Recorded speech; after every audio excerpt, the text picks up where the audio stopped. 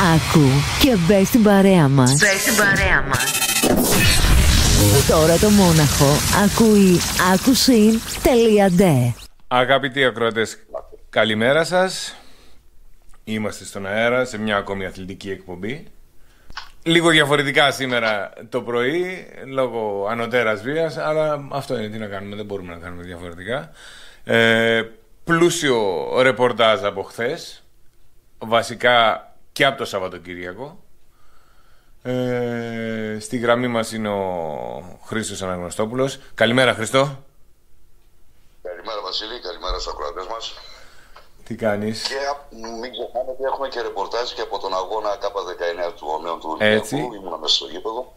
Και πριν ξεκινήσουμε απ' όλα, έκδοσε πριν λίγα δευτερόλεπτα ο Βαγγέλης Μαρινάκης, ο πρόεδρος του Ολυμπιακού, μια ανακοίνωση.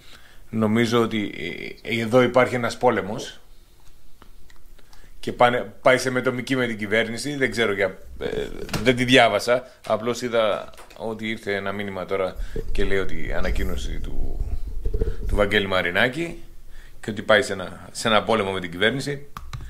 Δεν θα ήταν παράλογο, γιατί όλος ο κόσμος πάει σε πόλεμο με την κυβέρνηση αυτή τη στιγμή. Αλλά τέλος πάντων θα το δούμε στην πορεία τι θα βγάλει όλο αυτό. Λοιπόν, να αρχίσουμε. Να αρχίσουμε. Από πού θέλεις να αρχίσουμε? Θέλω να αρχίσουμε από προχθές με την K19. Γιατί είναι άξιο, αξίζει να το πούμε. Είναι μεγάλος ο τέτοιος που έχουν κάνει τα παιδιά. Βεβαίως. Και είχαμε και ανταπόκριση από εκεί. Πέρα από αυτά που ακούσαμε και μάθαμε. Ναι, κοίταξε, εγώ μαζί με πολλά παιδιά βέβαια από εδώ, από το Μόναχο και από διάφορες πόλεις της Βαβαρίας περισσότερο, ήμασταν στο γήπεδο να υποστηρίξουμε για να παρακολουθήσουμε την προσπάθεια των πιτσιρικάδων, οι οποίοι κατάφεραν μετά την κατάκτηση του Youth League πέρυσι φέτος να φτάσουν και στους 8 του θεσμού, του ίδιου του ευρωπαϊκού θεσμού. Τεράστια επιτυχία θα έλεγα. Βέβαια η μία ομάδα η περσινή με την φετινή είναι εντελώς διαφορετική, εντελώς διαφορετικά πρόσωπα. Είδαμε έναν αγώνα και από τις δύο ομάδες, θέλω να το τονίσω αυτό, και από το Ζάλτσμπουργκ και από τον Ολυμπιακό. Ένα πολύ ωραίο αγώνα. Οι ηλικίες των παιδιών δεν φαινόντουσαν σε πολλά σημεία ότι είναι πιτσιρικάδες. Νόμιζες ότι έβλεπες ένα επαγγελματικό παιχνίδι. Το μόνο που σου έδινε την αίσθηση ότι παρακολουθείς έναν αγώνα δύο ομάδων ερασιτεχνικών εντός εισαγωγικών ήταν το γήπεδο. Δεν μπορώ να καταλάβω το Ζάλτσμπουργκ γιατί έκανε τον αγώνα διεξήχθη ο αγώνας σε αυτό το γήπεδο, ο οποίο ήταν, κατά την άποψή μου, δεν άρμοζε για το θεσμό. Αλλά τέλος πάντων αυτό είναι πρόβλημα. Το ακούσαμε όσοι παρακολουθήσαμε τον αγώνα, το ακούσαμε ότι ήταν το γήπεδο ήταν για προπόνηση βασικά. Θεωρώ και στα 200 μέτρα είναι το στάδιο της... Έτσι ακριβώς. Σαν αγωνιστικός χώρος στο χορτάρι που λέμε, ήταν καταπληκτικό, δεν μπορώ να πω τίποτα. Αλλά όλος ο περιβάλλοντας χώρος, οι κερκίδες και τα λοιπά, το ότι δεν είχαν, ενώ είχε έρθει πάρα πολλοί κόσμος, περιμένανε, ξέρανε ότι θα πάει πολλοί κόσμος, δεν είχαν προνοήσει να πάνε 200 μέτρα πιο κάτω στο γήπεδο, το κανονικό, στο στάδιο τέλος πάντων το μεγαλύτερο, να μπει ο κόσμος στις κερκίδες, και ήμασταν αναγκασμένοι να είμαστε στημένοι στα σειρματοπλέγματα και να βλέπουμε το παιχνίδι. Αυτό δεν σου έδινε την αίσθηση ότι παρακολουθείς ένα ευρωπαϊκό αγώνα, καταλάβες. Περισσότερο σου έδινε την αίσθηση ενός τοπικού αγώνα. Αγωνιστικά όμως να πούμε ότι ήταν ένα πάρα πολύ όμορφο παιχνίδι. Είδαμε δύο ομάδες οι οποίες είχαν η κάθε μία εντελώς διαφορετικά χαρακτηριστικά από την άλλη. Δηλαδή τι θέλω να πω. Το Ζάλτσμπουργκ, μια ομάδα η οποία ήταν πολύ πολύ βασισμένη στην ταχυδύναμη, και η σωματοδομή των παιχτών ήταν, δηλαδή έβλεπες τους πιτσιρικάδες 17-18 χρονών και νόμιζες ότι είναι, ξέρω εγώ, 25-30, ολοκληρωμένοι στο σώμα, στο ύψος, διπλάσια από τους δικούς μας. Και η ομάδα του Ολυμπιακού, η οποία είχε χτίσει το παιχνίδι της στην τακτική και στην τεχνική. Υπερίσχυσε τελικά η δύναμη της τεχνικής. Αλλά γενικά ήταν ένα πάρα πολύ ωραίο παιχνίδι. Πάρα πολύ ωραίο παιχνίδι. Ακούσαμε, δεν ξέρω την ομάδα, δεν την ξέρω για να μην λέω ψέματα τώρα, αλλά από ό,τι ακούσαμε από το ρεπορτάζ, η ομάδα η Αυστριακή έχουν μια ομάδα στη δεύτερη κατηγορία, την οποία παίζουν τα περισσότερα παιδιά από αυτά όλο το χρόνο και παίρνουν παιχνίδια και δυναμώνουν, και ειδικά αυτός ο παίχτης που έβαλε τον γκολ παίζει στη δεύτερη κατηγορία κανονικά. Απλώς είναι στην ηλικία που παίζει ακόμα στη Youth League. Άλλο τώρα αυτό, και άλλο να έχεις μια δεύτερη ομάδα και να παίζεις με τους συνομιλικούς σου, έτσι. Υπάρχει διαφορά σε αυτό. Όσο και η τεχνική δηλαδή δεν μπορεί να αντικαταστήσει όλη αυτή την εμπειρία και την ταχυδύναμη και όλα αυτά που έχει ένας παίκτης β' εθνικής. Ακριβώς. Δεν πάβει όμως να είναι μεγάλο επίτευγμα για τους πιτσιρικάδες. Πέρυσι το πήρανε, φέτος φτάσανε μέχρι το προημιτελικό, νομίζω. Μέχρι το προημιτελικό. Ναι, σωστό. Ναι. Τους ευχόμαστε του χρόνου να είναι πάλι εκεί που ήταν πέρσι. Εδώ να πούμε για το ελληνικό ποδόσφαιρο ότι του χρόνου θα βγει άλλη μία ομάδα στην ΚΑΠΑ 19 στο Youth League. Μία των Παναθηναϊκού, η ΠΑΟΚ. Και αυτό γιατί? Διότι ο Ολυμπιακός, η μεγάλη ομάδα του Ολυμπιακού που πηγαίνει κατευθείαν στη link phase του Champions League, παίρνει μαζί της και την ομάδα της ΚΑΠΑ 19 στο Youth League, έτσι. Κατευθείαν όμως στη link phase του Youth League.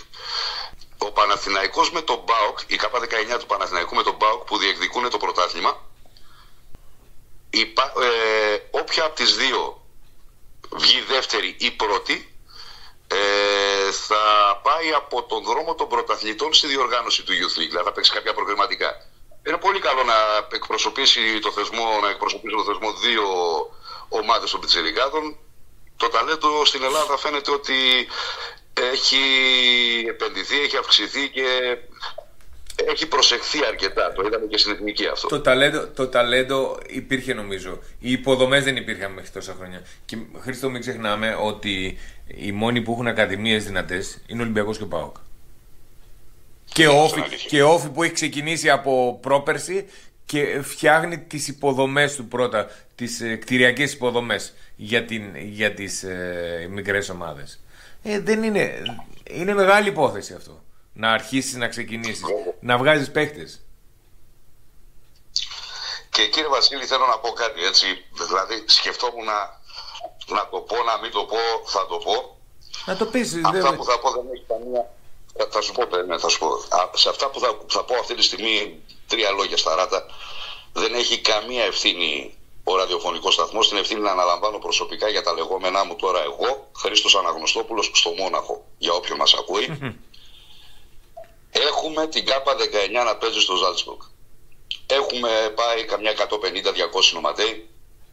Υποστηρίζουμε τα παιδιά 90 λεπτά, τραγουδάμε, τα χειροκροτάμε, τα ενθαρρύνουμε και μέσα σε αυτούς τους 150 που είμαστε βρέθηκαν και κάποιοι πιτσιρικάδες και καλά κάνανε, γήπεδο είναι στο φινάλε και είπανε μία φορά ένα υβριστικό σύνθημα κατά του Γιαννακόπουλου. Και τι έγινε, θα μου πεις και τι έγινε. Και βρέθηκε ένας Καραγκιόζης, γι' αυτό λέω την ευθύνη την αναλαμβάνω εγώ. Βρέθηκε ένας Καραγκιόζης, για να μην πω άλλους χαρακτηρισμούς, όχι γιατί φοβάμαι ή τρέπομαι, αλλά γιατί σέβομαι τους ακροατές. Από το SDNA να κάνει αναφορά στο παιχνίδι των πιτσιρικάδων της Youth League για το υβριστικό σύνθημα που ακούστηκε στο Γιαννακόπουλο και έγραψε ένα άρθρο και τι μένος είναι αυτό και δεν τρέπεσε και έπρεπε να υποστηρίξετε τα παιδιά και τα παιδιά τα υποστηρίζαμε 90 λεπτά. Ακούστηκε και αυτό το σύνθημα. So what? Γήπεδο είναι. Ρε Καραγκιόζη, ρε Αρδάκη, ήθελες οπωσδήποτε να βγάλεις σχολή κατά του Ολυμπιακού και έψαξε να βρει την ευκαιρία της ζωής σου. Πρέπει να μας πεις ευχαριστώ που στη δώσαμε, ρε ηλίθιο. Εντάξει, Για τα πιτσιρίκια μιλάμε. Για τα πιτσιρίκια μιλάμε. Μιλάμε για το μέλλον, όχι μόνο για τον Ολυμπιακό γενικά, αλλά μιλάμε για το μέλλον του ελληνικού ποδοσφαίρου. Γιατί να κάνεις μια αναφορά, εφόσον θέλεις να κάνεις μια αναφορά ότι μπράβο τα παιδιά φτάσανε στους 8 και μέχρι εκεί, πας και βγάζεις σχολή. Πιανόμενος από ένα σύνθημα που ακούστηκε μία μόνο φορά. Δεν έχω κανένα πρόβλημα να πω ότι το λέγαμε όλη την ώρα, αν θα το λέγαμε όλη την ώρα. Δεν έχω κανένα πρόβλημα. Να σου πω κάτι. Είναι η μόνη ομάδα που τα κάνει αυτά. Όχι ρε, μα γι' αυτό λέω. Δηλαδή, τι μένος είναι αυτό ρε. Τι μένος είναι αυτό ρε κουραμπιέ του SDNA.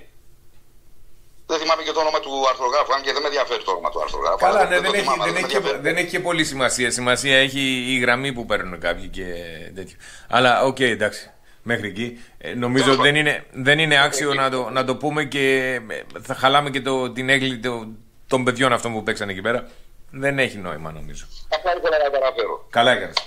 Καλά έκανες και είναι κρίμα και ειδικά αυτοί οι άνθρωποι αυτοί που ζουν από αυτή τη δουλειά και ξέρουν τι γίνεται και ξέρουν τι γίνεται σε κάθε γήπεδο. Νομίζω δεν είπα εγώ να το επικροτήσει κάποιος, αλλά δεν είναι άξιο αναφοράς κάτι τέτοιο. Έλατε. Τέλος πάντων. Πάντως συγχαρητήρια στα πιτσιρίκια. Ο καθένας κρίνεται από τις πράξεις του, Χρήστο. Εν τέλει. Βέβαια. Εμείς ας μείνουμε στα παιδιά. Έτσι. Επαναλαμβάνω τα συγχαρητήρια μου και στις δύο ομάδες. Μας πρόσφεραν ένα πολύ ωραίο θέαμα. Είδαμε, δηλαδή βλέπεις διαφορετικά αυτά τα παιδιά από το γήπεδο, γιατί ακούς και τις εντολές του πάγκου. Η ακουστική είναι, μάλλον από εκεί που είσαι εσύ με εκεί που είναι ο πάγκος, είσαι πολύ κοντά, ακούγεσαι και σε ακούνε και τους ακούς. Βλέπεις τις εντολές, βλέπεις ότι παρόλα που δεν βγαίνει ένα σύστημα ή ένας σχεδιασμός, επιμένουν γιατί εκπαιδεύονται σε αυτή την ηλικία πάνω σε ένα σύστημα που ζητάει η ομάδα. Βγαίνει δεν βγαίνει, πρέπει να το ακολουθείς πιστά. Μπράβο τους και στις δύο ομάδες, σε όλα τα πιτσιρίκια που παίζουν και αφιερώνουν τον χρόνο τους και ασχολούνται με τον αθλητισμό. Πόσο μάλλον σε ομάδες οι οποίες διακρίνονται και ευρωπαϊκά. Ναι, είναι ένα παράσημο παραπάνω αυτό, να διακριθείς. Δεν έχω κάτι άλλο να πω. Χαίρομαι γιατί βλέπω μέλλον. Χαίρομαι γιατί βλέπω και δεύτερη ομάδα να ακολουθήσει σε αυτόν τον θεσμό και μακάρι να κάνει οποιαδήποτε είναι αυτή η δεύτερη ομάδα, να κάνει και αυτή την ανάλογη πορεία. Και μπράβο στα πιτσιρίκια. Μπράβο μέχρι εκεί. Δεν ξέρω αν έχεις να ρωτήσεις κάτι πάνω σε αυτό που ξέχασα εγώ να αναφέρω. Ή αν έχεις κάποια πορεία. Πρέπει να δώσουμε, νομίζω ότι τα συγχαρητήρια πρέπει να τα πάρει και ο Σιλαϊδόπουλος, ο κύριος Σιλαϊδόπουλος, γιατί νομίζω ότι αυτά τα 4-5 χρόνια που είναι στην ομάδα έχει κάνει απίστευτη δουλειά. Θεωρώ ότι η προσφορά του, και δεν ξέρω, το σκεφτόμουν προχθές και έλεγα, εάν αυτός ο άνθρωπος με αυτή τη δουλειά πρέπει να φύγει από εκεί ή να μείνει εκεί. Έφυγε, δεν είναι στην ΚΑΠΑ 19. Περίμενε Βασίλη, μην μπερδεύεσαι. Φέτος στην ΚΑΠΑ 19 είναι ο Πίνο, κάπως έτσι τον λένε. Ένα προπονητή που έψαξε το προπονητικό στάτ του Ολυμπιακού του με τη Λίμπαρ μαζί με τον Σιλαϊδόπουλο, όπως τον άνθρωπο. Ναι. Να φέρουν στην ΚΑΠΑ 19 του Ολυμπιακού για να συνεχίσει το ίδιο ποδοσφαιρικό μοτίβο. Ο Σιλαϊδόπουλος είναι βοηθός προπονητή του με τη Λίμπαρ, στη μεγάλη ομάδα πλέον. Ναι, αυτό ήθελα να πω, ότι δεν ξέρω αν αυτός ο άνθρωπος πρέπει να πάει παραπάνω για μεγαλύτερες κατηγορίες ή οφείλουν να τον αφήσουν εκεί να κάνει αυτό που έχει αποδείξει ότι μπορεί να κάνει καλύτερα. Εγώ από ό,τι κατάλαβα, από ό,τι τέλος πάντων έχω... Οι φιλοδοξίες είναι μεγάλες, έτσι, αλλά νομίζω ότι αφού έχει προσφέρει τόσα πολλά εκεί, δεν ξέρω αν πρέπει να τον αφήσεις να φύγει από εκεί και να του δώσεις, πώς το λένε, την αναβάθμιση να πάει στη μεγάλη ομάδα ή στην πιο μεγάλη ομάδα ή να τον κάνεις κάτι άλλο. Έχεις αποδείξει εκεί τι έχεις κάνει. Το κάνεις όσο πιο καλά μπορείς. Άσε να γίνει εκεί πέρα. Κοίταξε, κατάλαβες πώς το λέω τώρα? Ναι. Άκουσε όμως να δεις τι γίνεται. Όταν άρχισε πριν περίπου μια οχθαετία ο Ολυμπιακός να ασχολείται πολύ εντατικά και επαγγελματικά με την Ακαδημία του, είχε υιοθετήσει το ισπανικό μοντέλο της Μπαρσελόνας, το πούμε έτσι, το οποίο είναι ολλανδικό στην ουσία, ότι οι ακαδημίες θα παίζουν το ποδόσφαιρο, θα μαθαίνουν το ποδόσφαιρο που θέλει η πρώτη ομάδα, ούτως ώστε όταν φτάνουν τα παιδιά στην ηλικία των 17, 18, 19, βλέπω Κοστούλας, Μουζακίτης από την περσινή ΚΑΠΑ 19, να μπορούν να ανταπεξέλθουν άμεσα και γρήγορα στο αγωνιστικό πλάνο της πρώτης ομάδας. Αυτό έγινε με το Σιλαϊδόπουλο για 4-5 χρόνια και έφτασε η στιγμή τώρα ο Σιλαϊδόπουλος να πάει στην πρώτη ομάδα ως βοηθός προπονητή με τη Λίμπα, όχι για να ξαναγυρίσει στις ακαδημίες και να συνεχίσει το έργο. Έρχονται προπονητές της ίδιας φιλοσοφίας, της ίδιας σχολής για να συνεχίσουν το έργο. Γιατί πρέπει να υπάρχει και μια διάδοχη κατάσταση ή ένας σταθερός άνθρωπος μέσα στο προπονητικό staff της πρώτης ομάδας, όποιος και να είναι ο προπονητής πλέον, ο οποίος είναι ο συνδετικός κρίκος της Ακαδημίας με την πρώτη ομάδα. Καταλαβες? Δηλαδή έχει τώρα αυτόν τον ρόλο και κατ' εμέ πιστεύω ότι θα είναι ίσως αργότερα και ο διάδοχος του Μετιλίμπαρ. Όταν ο Μετιλίμπαρ κάποια στιγμή ο άνθρωπος όσο επιτυχημένος και να είναι, κάποια στιγμή θα αντικατασταθεί. Κανένας δεν μένει για πάντα. Και θα είναι ή αυτός ο οποίος θα δουλεύει με τον επόμενο προπονητή πάλι με αυτή τη φιλοσοφία, ή ο αντικαταστάτης, ο διάδοχός του. Ναι, οκ, εντάξει. Δηλαδή, κατάλαβες, η Ακαδημία σου έβγαζει, εκτός από τους παίκτες που χρειάζεσαι, σου βγάζει και τον προπονητή τον οποίο θέλεις. Πολύ βασικό αυτό το πράγμα. Δεν θυμάμαι, νομίζω τώρα. Ναι, όντως είναι πολύ βασικό. Νομίζω η Τρόντχαιμ είναι. Τέλος πάντων, κάποια εκεί στις σκανδιναβικές χώρες υπάρχει ένα σύλλογος, μια ποδοσφαιρική ομάδα, η οποία έχει στο καταστατικό της. Πρόσεχε να δεις τώρα. Έχει στο καταστατικό της το σύστημα που θα παίζει η ομάδα. Αυτή είναι η Πόρτο Κλίβερ που έπαιζε ο Ολυμπιακός. Όχι. Έχει το σύστημα που θα παίζει η ομάδα και είναι όλα στημένα επάνω σε αυτό το καταστατικό. Πάει δεν πάει η ομάδα, σου λέει θα παίζουμε αυτό το σύστημα, κανονίστε να βγάλετε τέτοιους παίχτες, να παίρνετε τέτοιους παίχτες.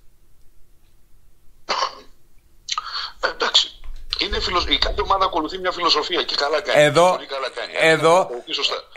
Εάν ο Μεντιλίμπαρ, όχι ο Μεντιλίμπαρ, ο κάθε Μεντιλίμπαρ. Γιατί παίρνω το Μεντιλίμπαρ τώρα γιατί υποτίθεται ότι είναι ο πιο επιτυχημένος προπονητής της τελευταίας διετίας, έτσι.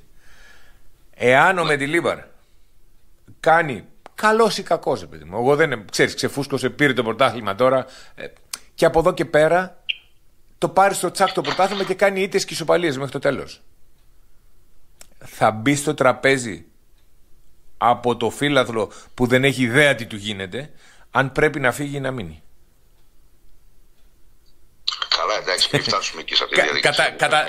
Όπως με τον Αλμέιδα, με τον Γιοβάνοβιτς, με όλους αυτούς, με το Μάτζιο, με όλους αυτούς κατά καιρούς, έτσι.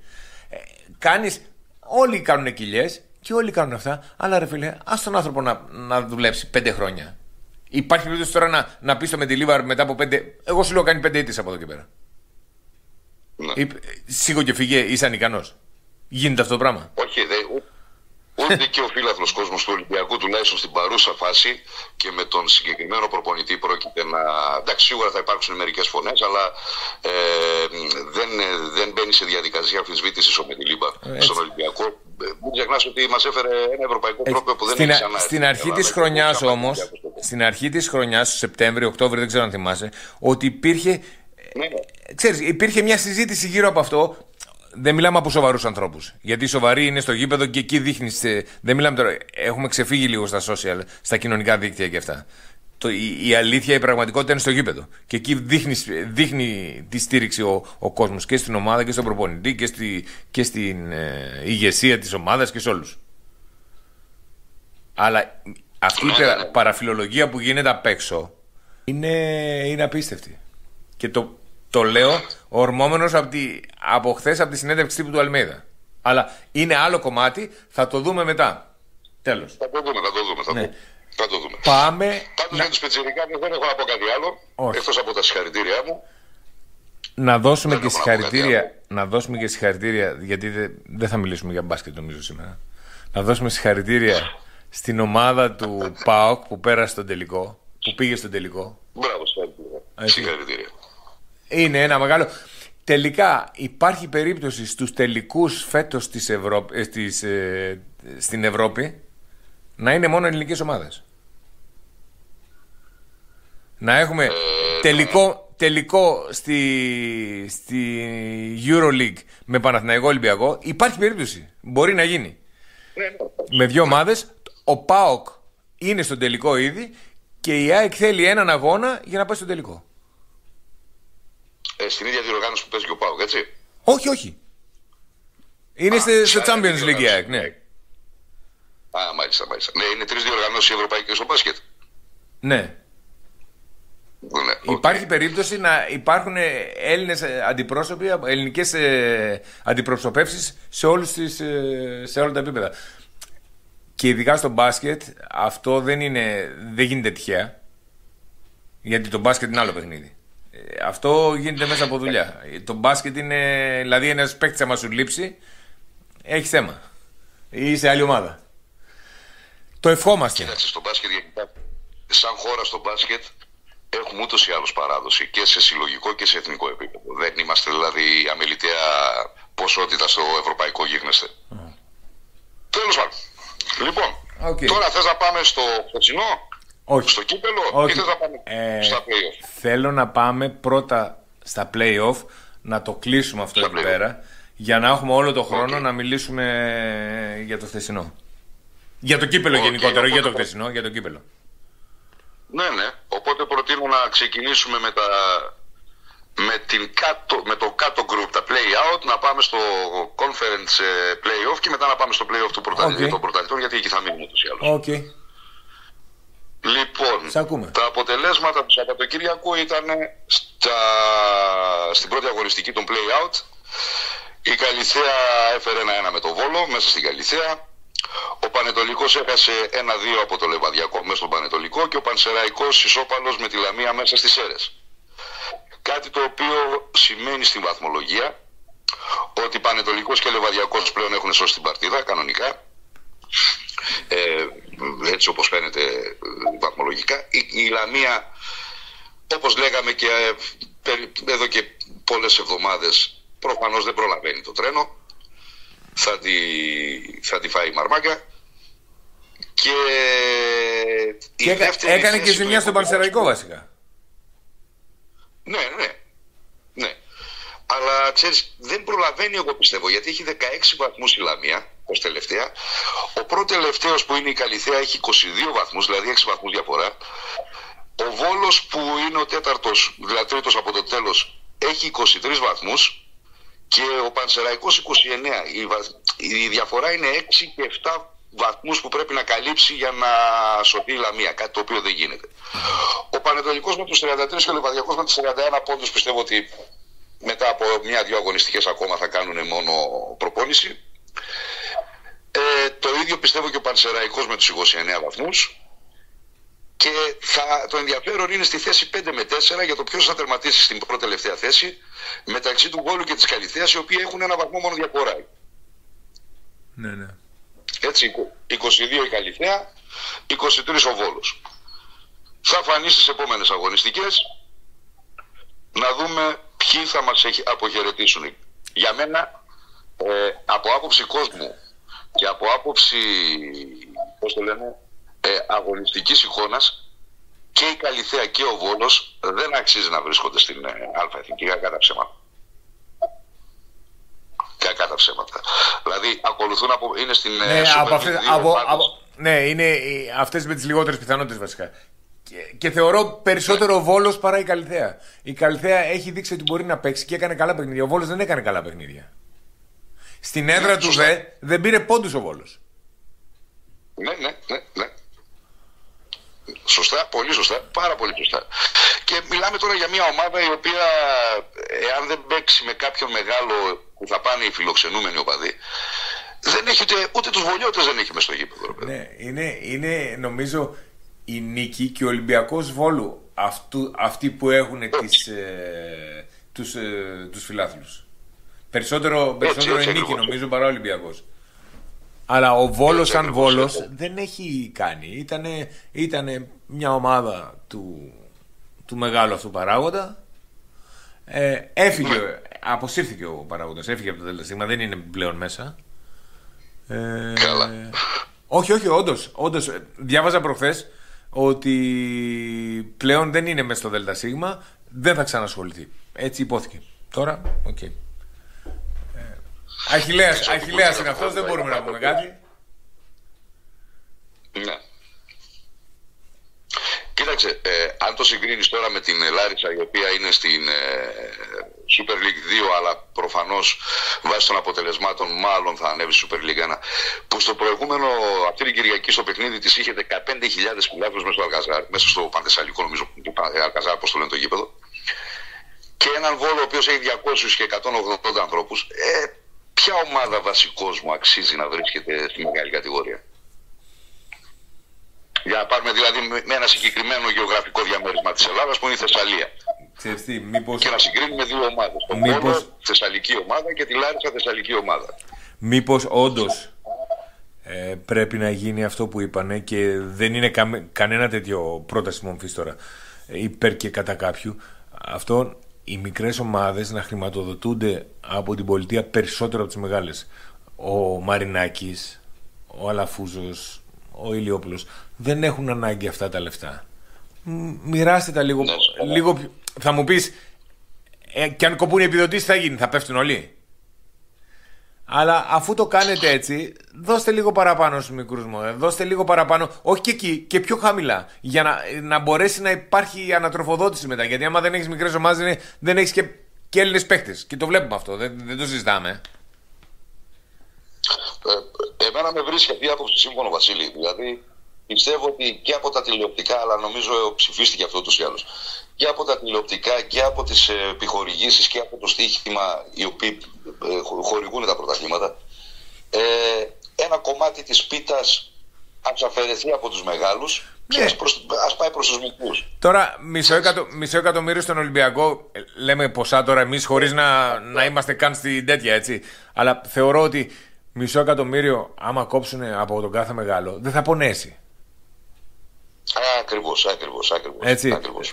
Μισό εκατομμύριο όμως να μοιραστεί σε 5 μικρές ομάδες από 100.000 έκαστη ομάδα. Είναι ο προϋπολογισμός της όλο τον χρόνο. Δεν το συζητάμε. Βέβαια. Και να μην σου πω και σε πιο μικρές κατηγορίες και 2 χρόνια. Άρα τέλος πάντων. Αυτά είναι υπεύθυνοι άλλοι. Λοιπόν, να συνεχίσουμε. Να πάμε για τα play-off του Conference League, δηλαδή από το 5 ως 8, όπου ο Όφι έχασε 1-2 στην έδρα του από τον Ατρόμητο και ο Αστέρας έχασε από τον Άρη 0-2 στην έδρα τους. Αναμενόμενα αποτελέσματα, γιατί και ο Όφι και ο Αστέρας προετοιμαζόντουσαν για το παιχνίδι, το ημιτελικό του κυπέλου που είχαν εχθές, οπότε τα αποτελέσματα ήταν λογικά. Αυτό δείχνει σε αυτή την ειδική κατάταξη της βαθμολογίας αυτής ότι ο Άρης είναι πρώτος με 24 βαθμούς, ακολουθεί ο Ατρόμητος με 21 και στην τρίτη και τέταρτη θέση ισοβαθμούν ο Αστέρας με τον Όφι με 18 βαθμούς. Εδώ να υπενθυμίσουμε ότι ο πρώτος από αυτό το group θα διεκδικήσει την 5η θέση που οδηγεί σε ευρωπαϊκή διοργάνωση, αν και εφόσον ο Όφι δεν πάρει το κύπελο. Αν είναι ταμπλούχος Ολυμπιακός βασικά. Ακριβώς. Αλλιώς, αν πάρει ο Όφι το κύπελο, από αυτή την ομάδα πρωταθληματικά δεν βγαίνει κανένας, βγαίνει ο Όφι ως κυπελούχος. Δεν παίρνει κανένας τίποτα από αυτό το γκρουπ. Ακριβώς. Εκτός τον Όφι, ο οποίος τυχαίνει να βρίσκεται σε αυτό το γκρουπ, ως κυπελούχος πάει στην Ευρώπη, το οποίο αν γίνει κάτι τέτοιο έχει μεγάλες επιπτώσεις για τη θέση 3 και 4 των play-off.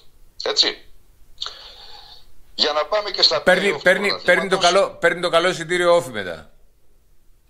Έτσι ακριβώς. Για να πάμε και στα play-off του πρωταθλήματος, όπου κατά χρονική σειρά... Συγγνώμη λίγο, περίμενε λίγο. Χριστό, να τα βάλουμε σε μια σειρά. Ο Όφι, εάν πάρει το κύπελο, ναι, του αξίζει το καλό εισιτήριο. Δεν του το χαρίζει κανένας. Και ό,τι και να πάθουν και ο δεύτερος και ο τρίτος και ο τέταρτος, καλά να πάθουν. Κατάλαβες τι να σου πω. Σίγουρα αυτό. Έχει κάνει φέτος ένα κύπελο, τους αγώνες κυπέλου, και αυτός και ο Αστέρας, θα τα πούμε στη συνέχεια, που του αξίζει να το πάρει το καλό εισιτήριο. Και να σου πω και κάτι, γιατί να μην το πάρει, ρε φίλε. Το θέμα είναι να μπορέσει να πάρει το κύπελο, να σηκώσει την κούπα. Αυτό είναι μια άλλη κουβέντα τώρα. Και άμα σηκώσει την κούπα, αλλά αυτά θα τα αναφέρουμε μετά που θα πάμε στο κομμάτι του κυπέλου. Να τελειώσουμε λίγο εδώ το πρωτάθλημα, γιατί μπαίνουμε στο ζουμί τώρα, το οποίο είναι αρκετό αβολέμονο αυτό το ζουμί. Στα play-off του πρωταθλήματος. Να πούμε λίγο τα αποτελέσματα του play-off του πρωταθλήματος. Ναι. Και να τα συζητήσουμε. Χρονικά ήταν η ΑΕΚ μέσα στην ΟΠΑΠ Αρένα, υποδέχτηκε τον ΠΑΟΚ και ιτήθηκε με 2-3 με ανατροπή. Ναι. Και η ανατροπή έγινε στο δεύτερο ημίχρονο. Ο Ολυμπιακός στο Καραϊσκάκης υποδέχτηκε τον Παναθηναϊκό νικώντας τον 4-2 και έβαλε τίτλους τέλους για την διεκδίκηση του πρωταθλήματος από τον οποιονδήποτε άλλο. Διότι ο Ολυμπιακός αυτή τη στιγμή είναι πρώτος με 63 βαθμούς. Ακολουθεί η ΑΕΚ 10 βαθμούς διαφορά με 53. 13 βαθμούς διαφορά πίσω από τον πρώτο Παναθηναϊκός με 50 και 14 βαθμούς πίσω από τον πρώτο ΠΑΟΚ με 49. Αυτά τα αποτελέσματα, Βασίλη, των play-off της πρώτης αγωνιστικής έφεραν ενδιαφέρον πλέον στη θέση 2-3-4. Ναι, μεγάλο. Ναι. Και τον Ολυμπιακό καβάλα στα λόγο. Ο Ολυμπιακός τώρα με 10 βαθμούς διαφορά από το δεύτερο με θέλει μία νίκη ακόμα για να κλειδώσει το πρωτάθλημα. Αλλά αυτό είναι το μαθηματικό κομμάτι. Εάν δεν μπορείς. Για μαθηματικά μιλάμε, ναι. Έτσι. Εάν δεν μπορέσεις μέσα στη σεζόν, όταν τον έχεις φτάσει στους 2 και στους 3 βαθμούς, να ανατρέψεις την κατάσταση υπέρ σου, μην περιμένεις τώρα στα play-off που είναι σχεδόν όλα ντέρμπι να πάρεις 10 βαθμούς πάνω από αυτό. 11 πρέπει να πάρεις, όχι 10. Ναι. Έτσι ακριβώς. Και να μην πάρει κανέναν άλλο αυτός. Έτσι, αυτό. Εντάξει. Δεν το συζητάμε τώρα αυτό. Εντάξει. Μαθηματικά, θεωρητικά είναι ακόμη ανοιχτό το πρωτάθλημα. Δεν πιστεύω να είναι κάποιος από αυτούς στη θέση να πιστεύει ότι μπορεί να αλλάξει κάτι. Τουλάχιστον για το πρωτάθλημα. Για την πρώτη θέση, μα κοίταξε, εάν παρατήρησες μετά την πρώτη αγωνιστική των play-off, όλες οι αθλητικές εκπομπές που παίζονται στα μεγάλα κανάλια της ελληνικής τηλεόρασης, αλλά και τα sites και και η αθλητική ραδιοσταθμή και όλα τα πάντα, ναι. Ναι, είχαν όλοι μια παθητική στάση, όλοι εκτός του Ολυμπιακού βέβαια, όσο αφορά την πρώτη θέση τη θέση του πρωταθλητή. Αναγνώρισαν ότι το πρωτάθλημα έχει τελειώσει. Δηλαδή ούτε οι ίδιες οι ομάδες πιστεύουν ότι μπορούν να χτυπήσουν την πρώτη θέση πλέον. Εκτός από το Μετιλίβαρ. Ναι, ο Μετιλίβαρ, κοίταξε, ο Μετιλίβαρ δεν μπορεί. Είδες, για να μου κάνεις και μια πάσα για να πάμε και λίγο στο κύπελο. Όταν έχεις κάτι, το έχεις ξεκαθαρίσει, δύσκολα παίζεις με το πάθος και την πειθαρχία και την αγωνιστικότητα σοβαρά, που σε διακρίνει μέχρι το σημείο που το ξεκαθάρισες. Με τι κίνητρο να πας να παίξεις τώρα? Όσο και να θέλουν τα πόδια και το μυαλό, δεν έχεις το κίνητρο, ρε φίλε. Δηλαδή είναι κάτι που σε μπλοκάρει. Και όταν ξέρεις ότι την Κυριακή θα έχεις όλα τα μάτια πάνω σου, γιατί έχουν φαγωθεί όλοι και θα λένε θα το δώσει ο Ολυμπιακός και θα το δώσει. Δεν θα το δώσει κανένας. Δεν μπαίνει κανένας μέσα να δώσει το παιχνίδι. Όχι. Απλώς το πάθος είναι αυτό που κάνει τη διαφορά σε αυτές τις τέτοιες. Τώρα, όταν ξέρουν οι άλλοι ότι είναι καβάλα στα άλογο και το έχουν πάρει και θέλουν 3 βαθμούς σε 5 παιχνίδια για να πάρουν το πρωτάθλημα, δεν μπορεί ο άλλος να βάλει τα πόδια του στη φωτιά, ρε φίλε. Δεν θα το κάνει. Ακριβώς. Ακριβώς έτσι είναι. Κοιτάς, και προσπαθεί ο Μεντιλίμπα να δείξει ότι το πρωτάθλημα ακόμα δεν έχει κρυφτεί για να κρατάει και την ομάδα να έχει ένα κίνητρο η ομάδα και να είναι σε μια εγρήγορση. Δεν νομίζω να μπορείς να το κάνεις στη δεδομένη στιγμή. Τέλος πάντων. Ναι. Πάμε από το πρώτο παιχνίδι. Πάμε από το πρώτο παιχνίδι. ΠΑΟΚ, έτσι. ΑΕΚ ΠΑΟΚ. Το ΑΕΚ ΠΑΟΚ. Μπερδεύτηκα. ΑΕΚ ΠΑΟΚ, ναι. Δεν θα πω πολλά. Και όχι δεν θα πω πολλά γιατί τέτοιο. Έχει δείξει η ΑΕΚ ότι το μυαλό της από πέρσι ήδη και δει με τον ΠΑΟΚ είναι χαλασμένο. Ο ΠΑΟΚ της το έχει κάνει πολλές φορές. Της το έχει κάνει μέσα στην Αγία Σοφιά. Της το έχει κάνει. Από αυτό το λόγο έχασε πέρσι το πρωτάθλημα η ΑΕΚ. Από τους 2 αγώνες με τον ΠΑΟΚ. Ένα που την ισοφάρισε και ένα που της έκανε το 2-0-2-2 και το άλλο που έκανε πάλι ανατροπή και έχασε το πρωτάθλημα. Δεν το συζητάμε. Εκεί το θέμα δεν είναι τεχνικό, δεν είναι παικτικό, είναι στο μυαλό. Και δεν ξέρω πώς αυτό μπορεί να φτιάξει. Και συνεχίζει.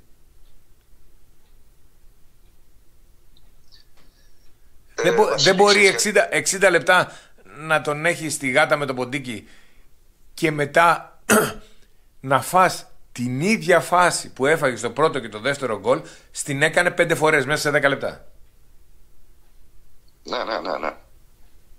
Δηλαδή δεν μπορώ να φανταστώ ότι ο Ρώτα, και δεν μιλάω για το Ρώτα γενικά, τώρα μιλάω γιατί δεν μπορώ να φανταστώ ότι το σύστημα της ομάδος δεν μπορούσε να το αντιμετωπίσει σε 10 λεπτά μέσα 5 φορές το ίδιο λάθος.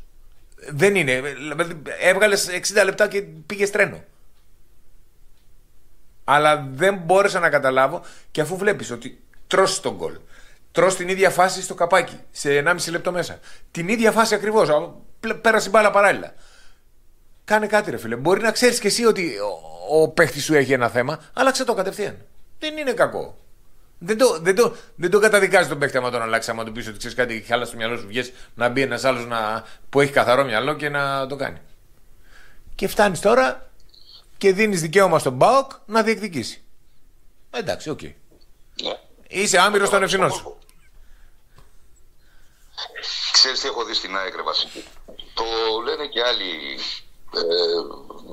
καταξιωμένοι αναλυτές, αλλά το βλέπουμε και μόνοι μας. Ότι μετά το παιχνίδι με τον Παναθηναϊκό που είχε χάσει στην κανονική διάρκεια του πρωταθλήματος και την εξάρα από τον Ολυμπιακό, κάπου η ΑΕΚ κατέρευσε πνευματικά. Αυτό μου το επιβεβαίωσα στο μυαλό μου εχθές σε μερικές λεπτομέρειες του παιχνιδιού από το παιχνίδι του Πέδου.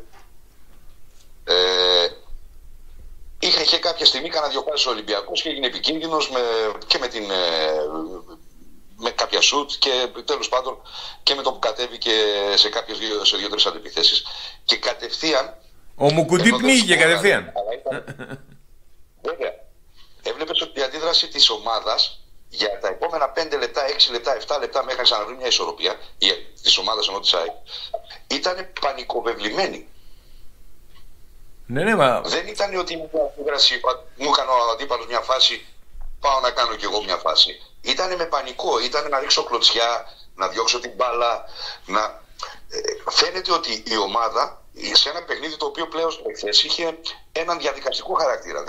Δεν μπορούσε να γίνει κάτι. Δεν μπορούσε να γίνει κάτι. Εντάξει, μην τρελαθούμε. Δεν το πιστεύανε και οι ίδιοι ότι μπορούν να κάνουν κάτι. Αλλά ναι, εγώ δεν το είδα, το άκουγα λόγω της εργασίας. Αλλά είδες ότι μόλις μπήκε ο Ελκαμπή, γίνανε δυο τσαφ και του Μουκουντή με τον Κοστούλα εκεί πέρα που έκανε λάθος πάσα και του Σιμάνσκι που τον έβγαλε άρον. Είδες πράγματα που μόνο πανικό μπορούν να φέρουν και δεν μπορώ να καταλάβω γιατί όταν έχεις δύο από τα καλύτερα αμυντικά χαφ να πανικοβάλλεις τόσο. Δεν ξεχνάς την μπάλα σε 10 λεπτά, ρε φίλε. Όχι, αυτό ακριβώς. Γι' αυτό σου λέω ότι μετά από εκείνα τα δύο αποτελέσματα, μετά νομίζω από το παιχνίδι με τον Παναθηναϊκό και όλα ήταν που είχε βγει ο Αλμίδα και είχε πει: άμα θέλετε να φύγω και κάτι τέτοια. Βλέπεις ότι η ομάδα έχει καταρρεύσει πνευματικά. Σαν μονάδες παικτών έχει αξιόλογες μονάδες. Δηλαδή δεν έχει μονάδες που να παρουσιάζουν, που να δικαιολογούν αυτή την εικόνα της. Ναι, και υπάρχει και μια εμπειρία χρόνων, φίλε. Τώρα δεν μπορούμε να πούμε τώρα ότι ο Λαμέλα είναι άπειρος, ή ο Μαρσιάλ, ή ο Γιόνσον, ο Πινέδα, οποιοδήποτε, ο Μάνταλος. Ακόμη και ο Μάνταλος που είναι λίγο πιο. Δεν είναι τόσο aggressive, ρε παιδί μου. Αλλά μπορεί να πάρει κίτρινες κάρτες γιατί από τα νεύρα του μπορεί να χτυπήσει κάποιον. Το είδαμε και στο παιχνίδι με τον Ολυμπιακό μετά το 6-0 στην ΟΠΑΠ-Αρένα με το Μίτογλου που θα μπορούσε να το κατεβάσει το πόδι τώρα στο τερματοφύλακα στο Τζολάκι, έτσι. Δηλαδή τα νεύρα δεν είναι πάντα ο καλύτερος τέτοιος. Εκτός αν βρίσκεται τόσο υποπίεση που εντάξει, δεν ξέρουμε τι γίνεται μες στην ομάδα, έτσι. Και όντως είναι μεταβατικό τώρα. Μετά την φυγή του Μελισσανίδη, θα μου πεις έγινε πέρυσι και τώρα κλείνουμε χρόνο σχεδόν. Δεν έχει δείξει ο άλλος ότι αυτό το καράβι μπορεί να το πάει. Μπορεί να έχει τα Σίτζετ και να τα κυβερνάει καλά, αλλά αυτό είναι άλλο καράβι. Και είναι δύσκολο, δηλαδή ο χώρος του ποδοσφαίρου. Γιατί δεν έχεις να κάνεις μόνο με το προσωπικό σου. Έχεις να κάνεις και με χιλιάδες φιλάθλους που σε ακολουθούν. Και ο καθένας σου λέει, δεν μπορεί να καταλάβει ο φίλαθλος ότι πληρώνω εισιτήριο για να δω τον αγώνα. Σου λέει, πληρώνω εισιτήριο και είμαι μέτοχος σε αυτό που κάνεις φέτος. Και έχεις να δώσεις και εκεί, ρε παιδί μου, απαντήσεις. Και καλά κάνει ο κόσμος και απαιτεί, έτσι. Δεν ξέρω. Δηλαδή, αν δεν γίνει κάτι συνταρακτικό φέτος το καλοκαίρι, νομίζω του χρόνου πάλι το ίδιο τέτοιο θα έχουμε. Η πρόβλεψη που είχαμε κάνει στην εκπομπή πριν 2-3 εβδομάδες, τελευταία εκπομπή, που είπα ότι ένας εκ των δύο προπονητών, βάσει με την εικόνα της παρούσης εκείνη τη στιγμή, δεν θα βγάλει τα play-off, και έλεγα για τον Λουτσέσκου και για τον Αλμέιδα. Τελικά ο Αλμέιδα κράτησε τον Λουτσέσκου μετά το αποτέλεσμα της Κυριακής. Δεν βλέπω τον Αλμέιδα. Πιστεύω ότι εάν την Κυριακή που παίζει η ΑΕΚ μέσα στον Παναθηναϊκό κάνει καμιά πατάτα, και χοντρή πατάτα, δηλαδή έρθει καμία ήττα με βαρίσκο, καμία ήττα με κάποιο βαρίσκο, δεν ξέρω αν ο ίδιος ο Αλμέιδα θα μείνει. Ναι. Αυτό βέβαια ποδοσφαιρικά δεν στέκει στη λογική ότι έχουν μείνει 4 αγώνες, τι θα κάνεις κτλ. Αλλά από την άλλη, ίσως και η ομάδα, εάν θέλει να διατηρήσει κάποια από τα κεκτημένα της, να χρειαστεί αυτό το ηλεκτροσόκ. Γιατί ούτε στην επόμενη χρονιά μπορείς να πας με τον Αλμέιδα. Ναι. Το γυαλί είχε ραγίσει μετά τις δηλώσεις με το παιχνίδι, με την ήττα του. Αλλά ξέρεις κάτι. Η ιστορία μας έχει διδάξει ότι το ηλεκτροσόκ είναι πρόσχερο, δεν είναι κάτι με βάθος χρόνου. Δηλαδή να κάνεις ένα ηλεκτροσόκ τώρα. Δηλαδή πρέπει να πας σε αλλαγή και να σκεφτείς την αλλαγή με την οποία θα ξεκινήσεις τη χρονιά. Ναι, και επειδή έχουν, σου λέω, μείνει εκτός την επόμενη αγωνιστική, έχουν μείνει μετά μόνο 4 αγωνιστικές στον play-off, το ηλεκτροσόκ θα σε βοηθήσει για τις 1-2 αγωνιστικές. Η άποψή μου είναι αυτή, τουλάχιστον αυτό έχουμε δει διαχρονικά μέχρι τώρα στο ελληνικό ποδόσφαιρο. Θεωρώ ότι την Κυριακή θα είναι ένα εντελώς διαφορετικό παιχνίδι. Θεωρώ ότι υπάρχουν τριγμοί μες στην ομάδα. Γιατί ο Γιόνσον είπε μετά το παιχνίδι με τον ΠΑΟΚ ότι όποιος δεν μπορεί, ας κάτσει σπίτι. Και χθες δεν έπαιξε. Βλέπεις. Δηλαδή, ήταν ο μόνος που είπε μετά την ήττα από τον ΠΑΟΚ, την εντός έδρας με τον ΠΑΟΚ, πάμε στο πέταλο να απολογηθούμε. Και δεν τον ακολούθησε κανένας. Δηλαδή κάτι υπάρχει εκεί πέρα. Δεν ξέρω τι ακριβώς. Και από πού πηγάζει. Αλλά οκ. Εντάξει. Σημασία έχει ότι έχασες μέσα στο γήπεδό σου από τον ΠΑΟΚ, του έδωσες το δικαίωμα να χάσεις. Γιατί ο ΠΑΟΚ μέχρι το 63, πότε ήταν μέχρι το 60, δεν είχε εμφανιστεί πουθενά. Εσύ, το 57 νομίζω κάπως. Ναι. Εκεί στο ένα. Και να σου πω και κάτι, είσαι 2-1. Είσαι 2-0. Τρως ένα γκολ. Και το παιχνίδι είναι ακόμα δικό σου, ρε φίλε. Σωστά. Δηλαδή ο άλλος πρέπει να σου πάρει την ισοπαλία και να σε κερδίσει. Εσύ το έχεις το παιχνίδι. Και είσαι αναγκασμένος να το κρατήσεις μισή ώρα. Το αποτέλεσμα, εάν δεν μπορείς να το κρατήσεις, δεν αξίζει τη δεύτερη θέση, ρε φίλε. Γι' αυτό σου λέω ότι υπάρχει μια τρικυμία εν κρανίο.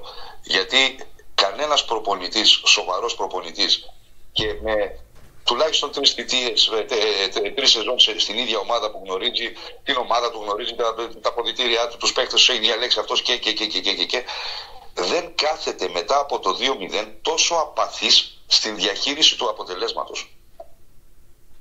Έφαγες 2 γκολ, ενώ προηγείσαι, παίζεις στην έδρα σου, τρως 2 γκολ στην πλάτη της άμυνάς σου. Αυτό σημαίνει ότι δεν διαχειρίστηκες καν το αποτέλεσμα. Ναι, μάζεψε λίγο τις γραμμές σου. Ξέρω εγώ, ένα δεύτερο εξάρι, κάτι, οτιδήποτε, να κρατήσεις τις γραμμές έτσι, ούτως ώστε να μην κουμπινεύεις.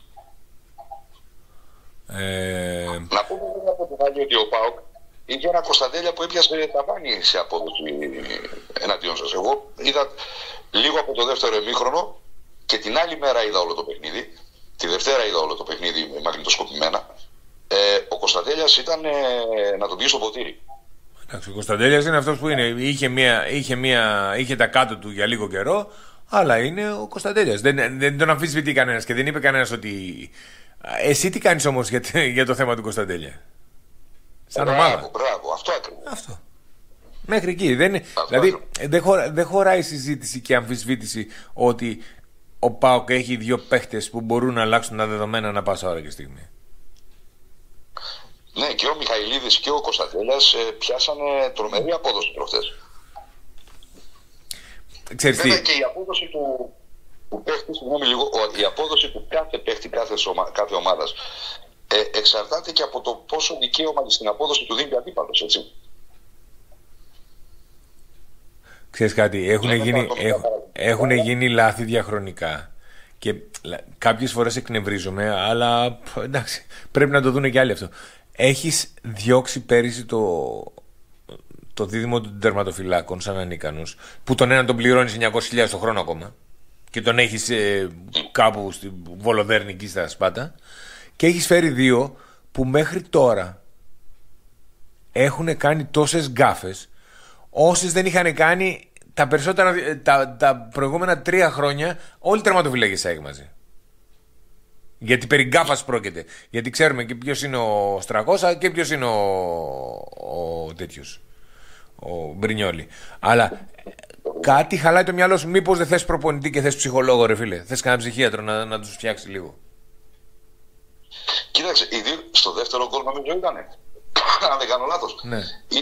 Το δεύτερο γκολ πρέπει να ήταν. Ο Μπρινιόλι που φεύγει από το τέρμα. Δηλαδή έρχεται ο παίκτης του ΠΑΟΚ, δεν θυμάμαι ποιος ήταν αυτός, ο οποίος το κάρφωσε στη γωνία, στην κλειστή κιόλας γωνία του τερματοφύλακα, στο πρώτο δοκάρι, και αντί να έχει κάνει το βηματάκι προς το δοκάρι του, έχει κάνει το βήμα προς το 5 Και το βλέπουμε εκείνη τη στιγμή και λέμε τι κάνει, ρε φίλε. Άλλο πρόσαλο, έτσι, τελείως. Λάθη τερματοφύλακες θα κάνουνε, αν είναι δυνατόν. Αλλά άλλο το λάθος, ξέρεις. Άργησα να πεταχτώ, έκανα λάθος εκτίμηση σε μία έξοδο ή οτιδήποτε. Και άλλο το φεύγω από το τέρμα για να βάλει άλλους γκολ. Αυτό δεν είναι λάθος, αυτό είναι ηλιθιότητα. Και ηλίθιος ο Μπρινιόλι τουλάχιστον μέχρι τώρα δεν έχει δείξει ότι είναι. Και στο Παναθηναϊκό που έπαιζε ήταν σταθερός στις αποδόσεις του και δεν φαίνονταν δηλαδή ότι ο άνθρωπος είναι ηλίθιος τερματοφύλακας. Δεν μπορώ να πω ότι κατά την άποψή μου και στα μάτια μου ότι είναι ένας από τους top τερματοφύλακες, αλλά ηλίθιος τερματοφύλακας δεν είναι. Όχι, δεν ήταν ποτέ. Γιατί συμπεριφέρθηκε με αυτόν τον τρόπο? Δεν ξέρω. Άρα λοιπόν κάπου το μυαλό όλης της ομάδας, από τον τερματοφύλακα μέχρι το φροντιστή, δεν είναι καλά. Μήπως θέλει να πάρουμε κανένα ψυχολόγο ή να αλλάξουμε ψυχολόγο? Δεν ξέρω αν έχουν ή δεν έχουν οι ομάδες τώρα μέσα. Μην το λιβανίζουμε πολύ. Πάμε και στο δικό σας με τον Παναθηναϊκό. Πάμε στο δικό μας. Κοίταξε, ένας Ολυμπιακός που έπαιξε το παιχνίδι του όπως το παίζει πάντοτε. Ανελέει το pressing στα πρώτα 47 δευτερόλεπτα από pressing και από λάθος του, πώς το λένε, το τερματοφύλακα του Ντρακόφσκι, πώς τον Ντρακόφσκι νομίζω, από λάθος του γιατί δεν εκτίμησε σωστά τη φάση, ο Γιάρεμτσουκ βάζει ένα γκολ, το πιο γρήγορο γκολ του πρωταθλήματος. Και όταν έχεις προηγηθεί ήδη 1-0 και ο Τσικίνιο μετά κάνει μια όμορφη ποδιά και βγαίνει τέταρτη και κάνει και το 2-0, μέσα στο Καραϊσκάκι, γεια σας. Προσπάθησε ο Παναθηναϊκός, είχε κάποιες εκλάμψεις κατά διαστήματα. 1-2 δεκάλεπτα ήταν οι τέτοιες τα σημεία που προσπάθησε ο Παναθηναϊκός να διεκδικήσει κάτι από το παιχνίδι. Με το που έβαζε γκολ, έτρωγε γκολ. Φτάνει το παιχνίδι στο 3-1. Γίνεται το 3-2-4-2. Τέλειωσε σεμνή τελετή. Ένας Ολυμπιακός που κακά τα ψέματα δεν επέτρεψε στον Παναθηναϊκό να κάνει πολλά πράγματα. Ο ίδιος μπορούμε να πούμε ότι ήταν ίσως μία από τις πιο εύστοχες στιγμές του, γιατί με 4 τελικές έβαλε και 4 γκολ. Δεν έπαιξε το ποδόσφαιρο ο Ολυμπιακός, δεν ήταν δηλαδή και στα πολύ απάνω του. Με την απουσία του Ελκαμπή, με την απουσία του Όρτα, δεν χρησιμοποιήθηκε ο Πάλμα, αλλά ξέρει μέσα στο γήπεδο να πάρει αυτό που θέλει όποτε θέλει και όπως μπορεί. Δεν έχω να πω κάτι για το παιχνίδι αυτό. Δηλαδή ήταν ένα ντέρμπι το οποίο το μόνο που σου μένει είναι ο Κοστούλας, ο οποίος έχει εκθέσει τον συμπαίχτη του στην Εθνική, τον Ιωαννίδη, και στη φάση του γκολ με την κεφαλιά που σηκώνεται 2 φορές πιο πάνω από τον Ιωαννίδη, και σε 2 μονομαχίες προς το τέλος του αγώνα που τον έχει αδειάσει δεξιά και αριστερά, αναγκάζοντάς τον να νευριάσει, να φάει δεύτερη κίτρινη, την οποία παραδέχτηκε μόνος του δίνοντας το χέρι στον Κοστούλα, να πετάξει το περιβραχιόνιο και να βγει έξω και να κάνει κάτι το οποίο ήταν ανήθικο. Ποιο? Το να πάει δέχτηκε την κόκκινη για να πάει στην Πισούνα, έκανε το γύρο του γηπέδου περιμένοντας μήπως κάποιος ανεγκέφαλος, που ευτυχώς δεν βρέθηκε, να του πετάξει κάνα μολύβι, κάνα στυλό ή κάνα αναπήρα και να διακοπεί το παιχνίδι όπως είχε γίνει πρόπερση. Καλά, δεν νομίζω ότι είναι στα τέτοια του. Νομίζω ότι θεωρώ ότι δεν ήθελε να περάσει μπροστά από τον πάγκο.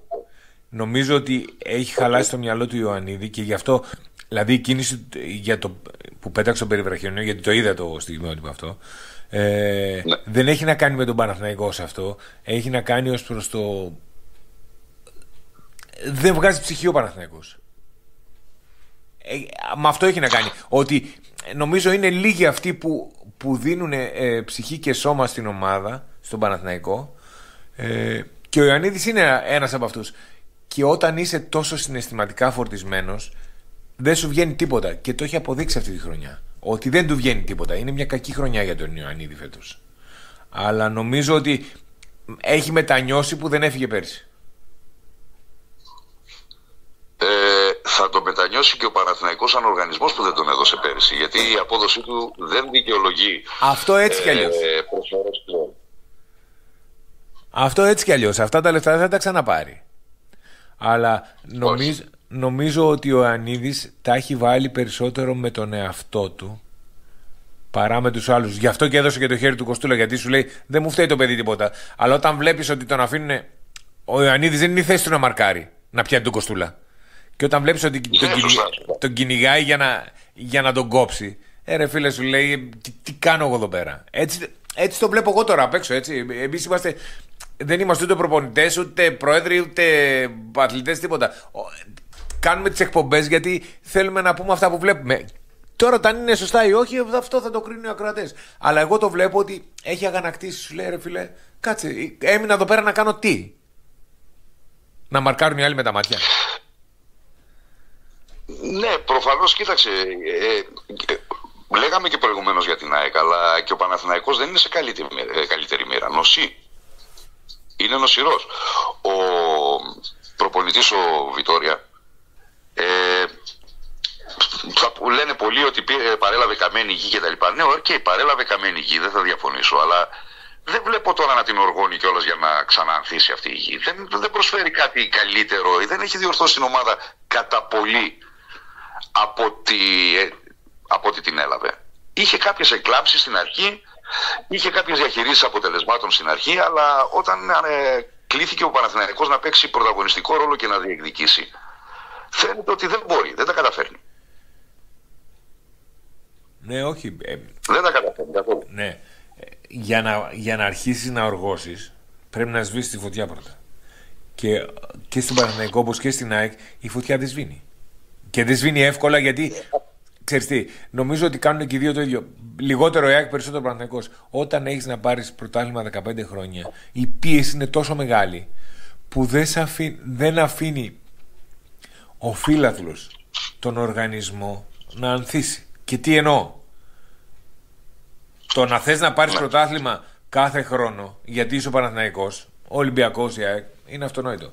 Το ότι δεν έχεις κάνει κάποια προεργασία για να το πάρεις, το ότι γκρέμισες αυτό που έχτιζες, προσωπική μου γνώμη πάντα, με το να διώξεις τον Γιοβάνοβιτς, ή τον έδιωξες, καλά έκανες, δεν σου έκανε, τέτοια ασυμφωνία φιλοσοφίας, αλλά δεν έχτισες επάνω εκεί. Έφερες κάποιον και του λες πάρε την ομάδα και πάρε πρωτάθλημα.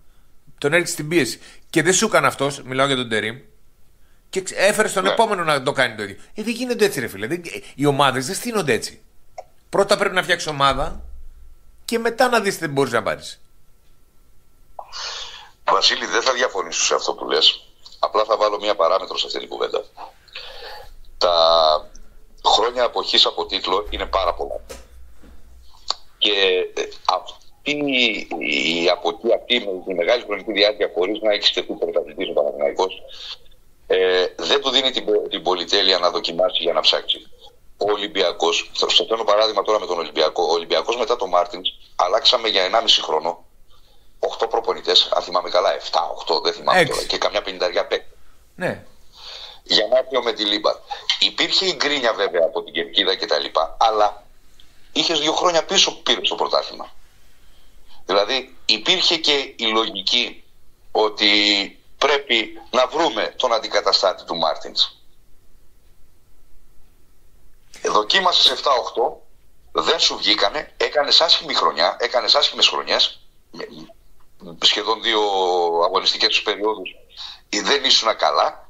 Με το να καταφέρεις μέσα σε 1,5 χρόνο από αυτή τη διαδικασία να βρεις τον Μετιλίμπα, ο οποίος σου φέρνει και έναν ευρωπαϊκό τίτλο, έχεις βρει και τους παίκτες που απαρτίζουν και εξυπηρετούν τη φιλοσοφία του προπονητή αυτού, και το αποτέλεσμά σου τώρα είναι αυτό.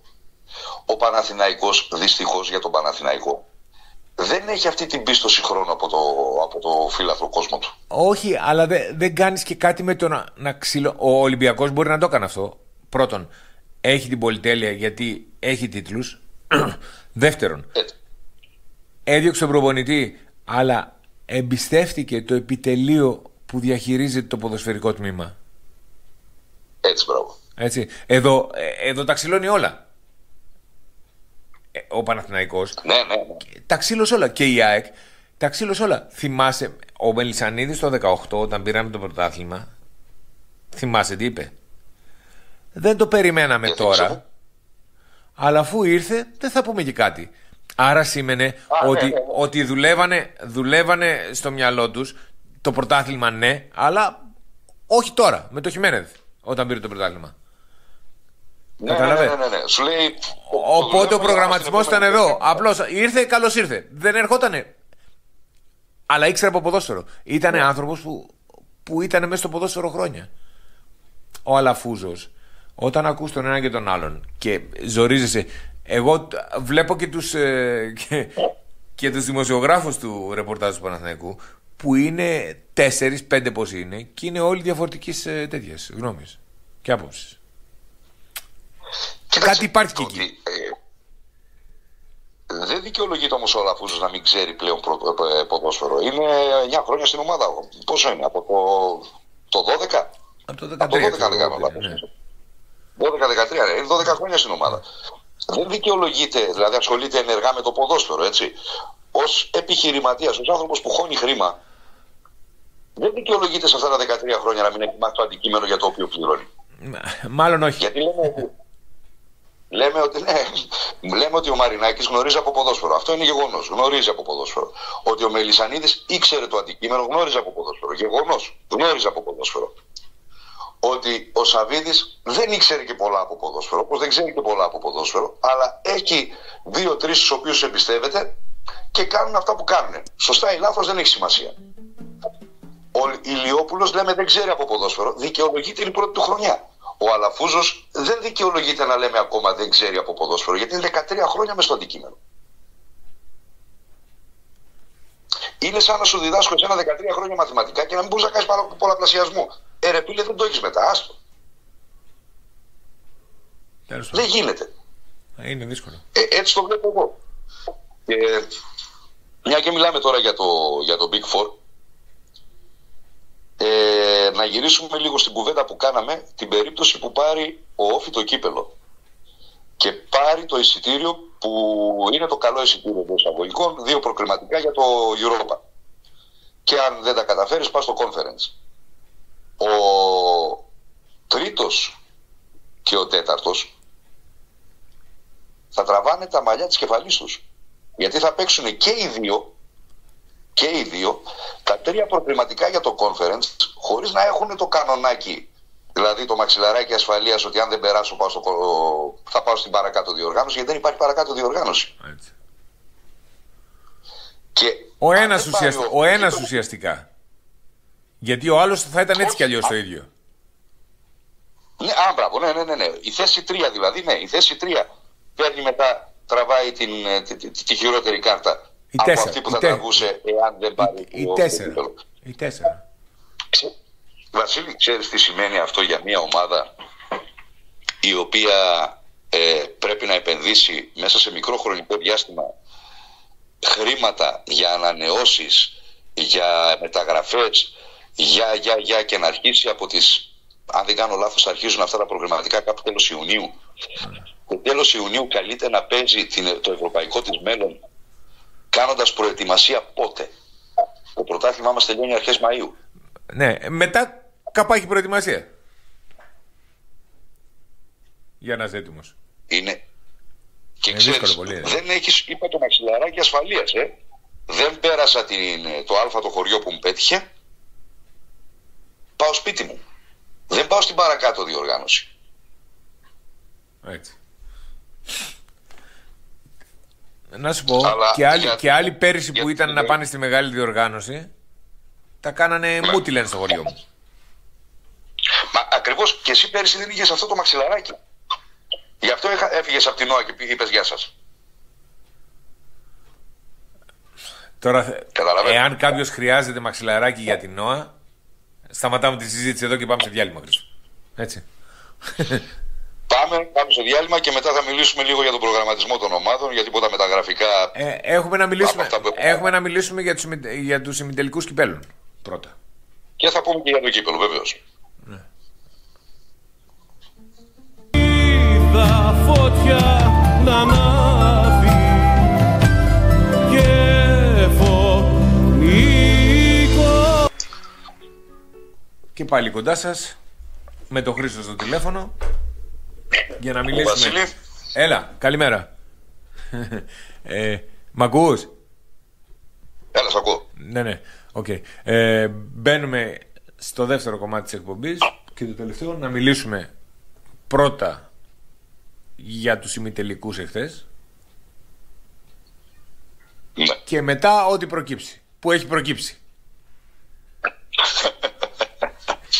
Το είπαμε και στην αρχή, τώρα την έχει ανακοινωθεί ήδη ολόκληρη η ανακοίνωση του Βαγγέλη Μαρινάκη. Αλλά ας πάμε πρώτα στο πρώτο κατά σειρά παιχνίδι, Όφη Αστέρας. Βεβαίως. 1-1. Όφη είναι πλέον στο τελικό μαζί με τον Ολυμπιακό μετά από 35-36 χρόνια. Από το 87. Εκεί είναι το 88. 36 χρόνια ακούστηκε. 36 χρόνια όσα χρόνια έχω να κάνω εγώ Πάσχα στην Ελλάδα. Τα πάω φέτος όμως. Αυτοί που το είπαν μόνο δεν ξέρω μαθηματικά, γιατί το 87 μέχρι το 2025 είναι 38 χρόνια. 38. Όχι, στον τελικό έχει ξαναπάει και τον έχει χάσει. Αλλά ναι, πρέπει να είχε πάει το 89 ή μεταξύ 89-91, κάπου εκεί πέρα μέσα. Το έχει πάρει μια φορά με τον Ηρακλή. Ναι, αλλά το 87. Ναι. Αλλά στο τελικό έχει ξαναπάει με τον Ολυμπιακό και το έχει χάσει. Και ήταν, μάλιστα από ό,τι λέγανε, γιατί εγώ δεν τα θυμάμαι αυτά, μάλιστα είναι και ακριβώς η ίδια μέρα. 17 Μαΐου ήταν και τότε, με τη διαφορά ότι ήταν Πέμπτη τότε. Το 4-2 νομίζω, έτσι. Δεν το θυμάμαι τώρα καθόλου όμως. Νομίζω, δεν το έχει πάρει. Αλλά νομίζω ήταν 4-2 το αποτέλεσμα. Δεν το έχει πάρει με τον Ολυμπιακό ο Όφη, αλλιώς θα το γνωρίζαμε. Αυτό είναι να είσαι σίγουρος. Αλλά έχει πάει μια φορά ακόμη στον τελικό με τον Ολυμπιακό 17 Μαΐου. Γι' αυτό λένε 35 χρόνια από την τελευταία φορά που ήταν στον τελικό, όχι που το πήρε. Γιατί το πήρε το 87 εναντίον του Ηρακλή. Ναι, αυτό το είπα. Λοιπόν, ήταν ένα χρόνο πριν έρθω από τη Γερμανία και το θυμάμαι, γιατί ήμουν στην Κρήτη ακόμα. Ολυμπιακό, Όφη Αστέρας λοιπόν, 1-1. Ναι. Ο Αστέρας μπήκε με το 0-1 έφερε τους δύο αγώνες πάλι στα ίσα και ενώ πήγαινε για παράταση στο 85ο λεπτό 1-1. Έγινε εκεί μια καθυστέρηση, τραυματίστηκε ένας παίχτης, έμεινε για λίγο χωρίς το center back. Μια στημένη φάση. Γεια σας. Να πούμε όμως εδώ πέρα ότι στην διάρκεια του θεσμού του κυπέλου, αν μία από τις δύο ομάδες άξιζε να φτάσει στο τελικό, όχι ότι και ο Αστέρας είναι μια άσχημη ομάδα, προς Θεού, αλλά για το θεσμό, μιλάω καθαρά για το θεσμό του κυπέλου. Ήταν όφη. Ναι, όχι, δεν το συζητάμε. Έκανε παιχνίδια πάρα πολύ καλά. Ακριβώς. Και νομίζω άξιζε και στις δύο ομάδες. Βέβαια τώρα ναι. η μικρή ομάδα εμπνέει και μια συμπάθεια παραπάνω από τις υπόλοιπες, έτσι, για να το λέμε και αυτό. Αλλά οκ, φτάσανε εκεί. Δεν νομίζω ότι κανένας τους χάρισε κάτι.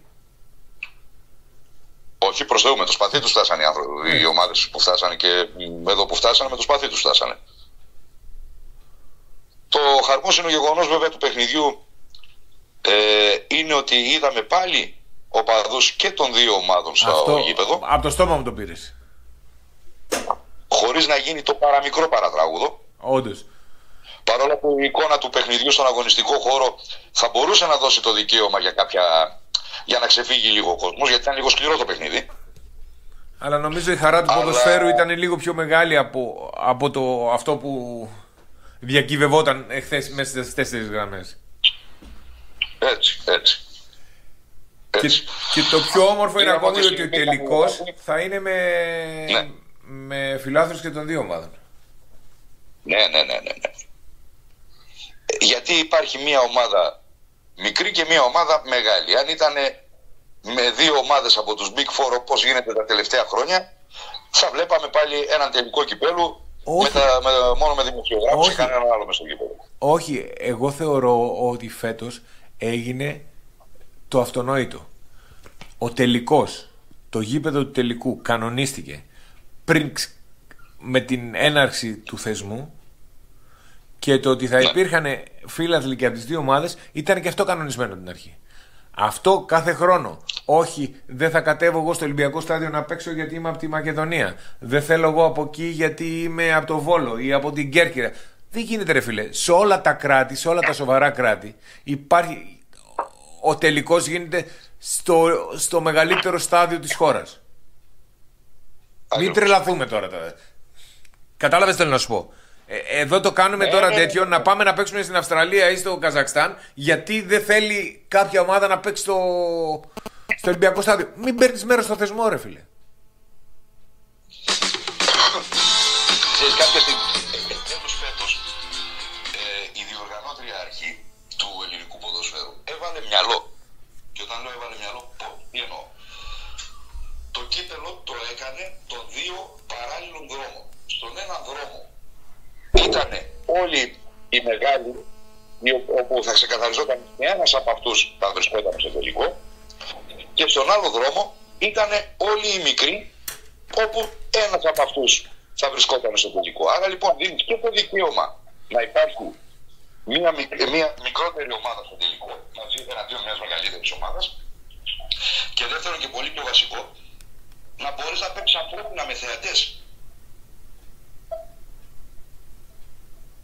Εντάξει, ναι. Βασικότατο, όχι βασικό, βασικότατο. Και δεν το συζητάμε. Δεν το συζητάμε αυτό καθόλου, έτσι.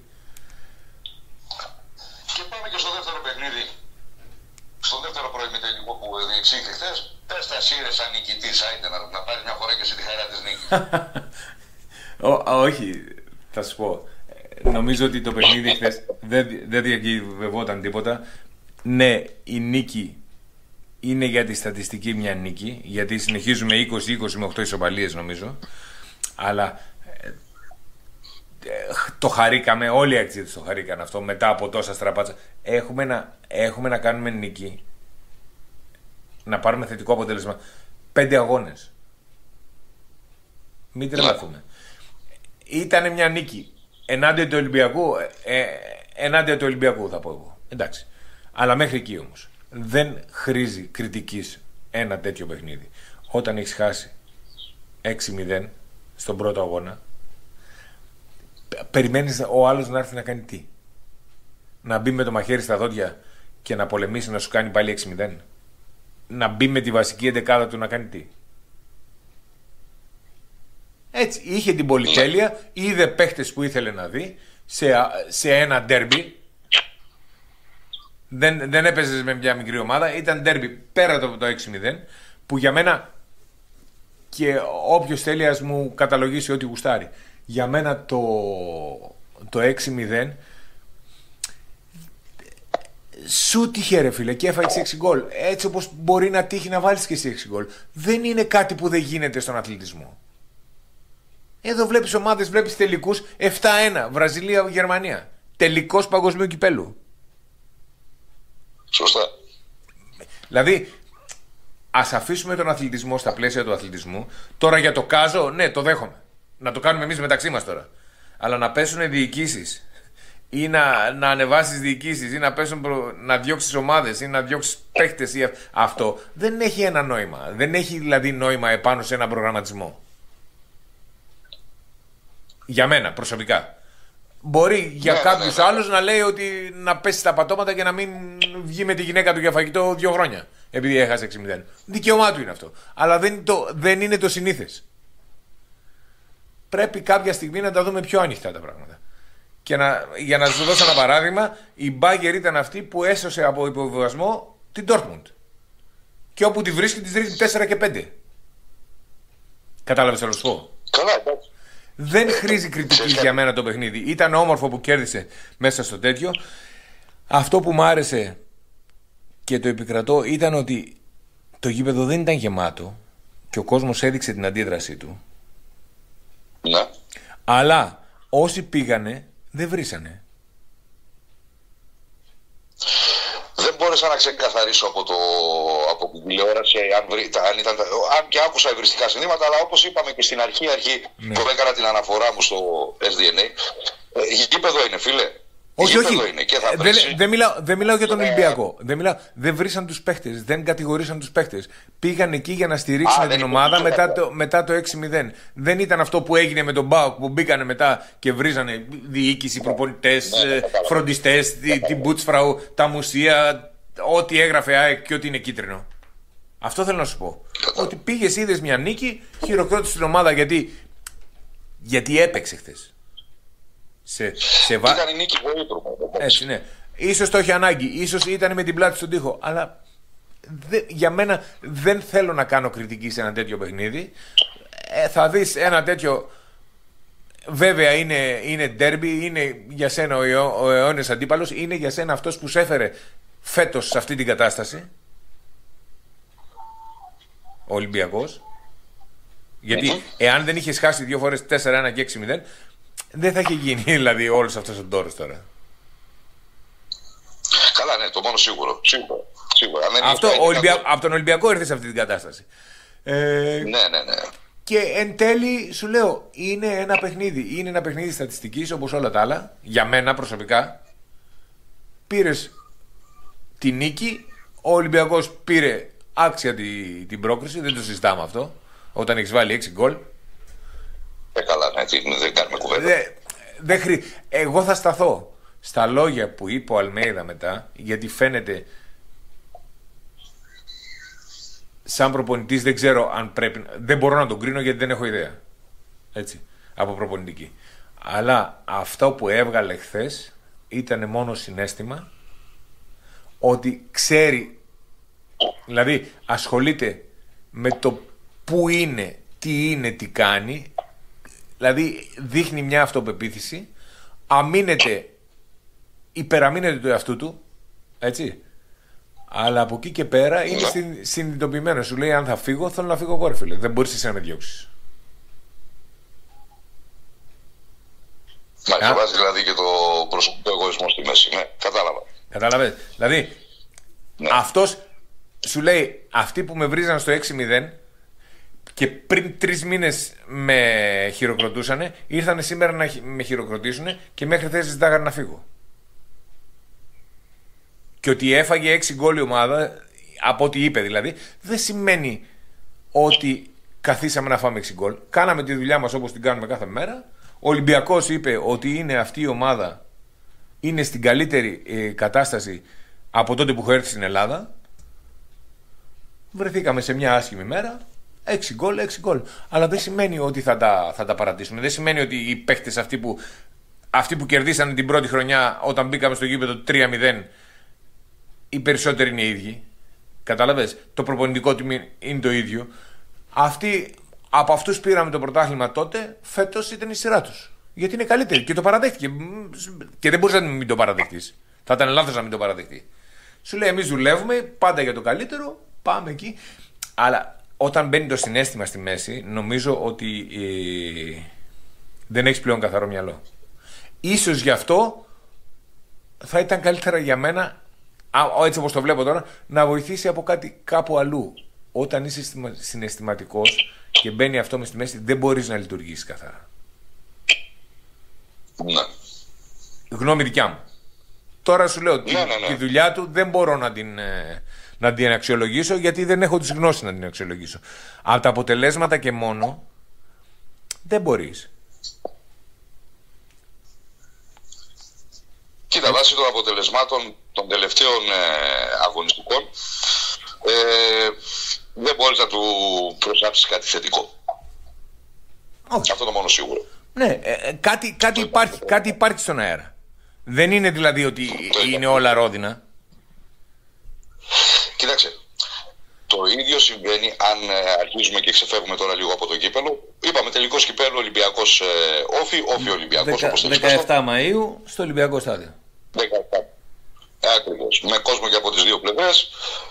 Μακάρι να δούμε έναν ωραίο τελικό. Και είπαμε, οι συνέπειες του τελικού αυτού θα έχουν αντίκτυπο και στις θέσεις της Ευρώπης. Ακριβώς, στις ευρωπαϊκές πορείες των ομάδων 3, 4 και 5. Η ομάδα 5, αν πάρει το κύπελο, δεν πάει πουθενά. Λοιπόν, εφόσον είμαστε λίγο στις ομάδες, μιλάμε τώρα γενικά για τις ομάδες, ας ξεκινήσουμε λίγο από τον για τα μέντια μεγάλο νικητή της πρώτης αγωνιστικής του play-off, που είναι ο ΠΑΟΚ. Για τα μέντια όμως είπα, έτσι. Το τονίζω αυτό. Ο ΠΑΟΚ με την ανατροπή αυτή κρύβει κάτω από το χαλάκι τα 57 λεπτά ανυπαρξίας του μέσα στο παιχνίδι.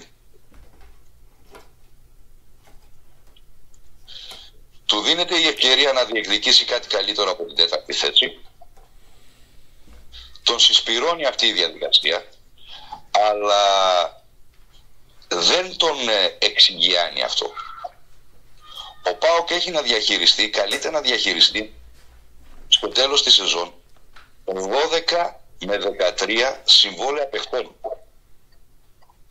Καλείται να διαχειριστεί έναν προπονητή, ο οποίος προφανώς, έτσι όπως δείχνουν τα πράγματα, θα μείνει, αλλά δεν ξέρω εάν τους την κάνει κατά τη διάρκεια της, της προετοιμασίας, όπως το είχε κάνει και το 19, 20 πότε ήταν. Ο οποίος βρίσκεται ανάμεσα στον πατέρα και στο γιο Σαββίδη. Δεν έχει φύγει το συννεφάκι το μαύρο πάνω από τον ΠΑΟΚ με την ανατροπή 3-2. Άσχετα ποια θα είναι η κατάληξη στην κατάταξη της βαθμολογίας στο τέλος του play-off. Άσχετα. Κοίτα, νομίζω όποιος από τους τρεις πληγωθεί από αυτή τη διαδικασία των play-off θα έχει θέμα. Γενικά και οι τρεις έχουν θέμα, άσχετα στο λέω που θα καταταχθούν. Όχι, θα έχει το μεγαλύτερο θέμα. Και για μένα δεν είναι η θέση που θα πάρει στα play-off το βασικό. Για μένα είναι να έχουν καταλάβει στις ομάδες ότι έχουν θέμα και να ανταλλάξουν. Αυτό σου λέω. Γι' αυτό ξεκίνησα με τον ΠΑΟΚ, γιατί ο ΠΑΟΚ είναι η ομάδα αυτή τη στιγμή που μετά από αυτό το αποτέλεσμα, από την περιραίουσα ατμόσφαιρα των social media, των εκπομπών κτλ., έχει περάσει σε δεύτερη μοίρα το πρόβλημα το οποίο πραγματικά αντιμετωπίζει. Το οποίο είναι μια υπέργυρη ομάδα, μια διαχείριση 12-13 συμβολέων ή με ανανεώσεις ή με αντικαταστάσεις, με έναν προπονητή ο οποίος δεν αλλάζει νοοτροπία και παραμένει αιμονικός σε όλες του τις επιλογές, και πιστεύω ότι αν θα μείνει ο Λουτσέσκου για να κάνει τον σχεδιασμό της επόμενης χρονιάς, θα ανανεώσει πολλά από αυτά τα 12 συμβόλαια που λήγουν, κάνοντας την ομάδα πάλι υπέργυρη. Και εκεί βλέπω το πρόβλημα λόγω του αποτελέσματος, ότι μπήκε κάτω από το καλάκι το πρόβλημα.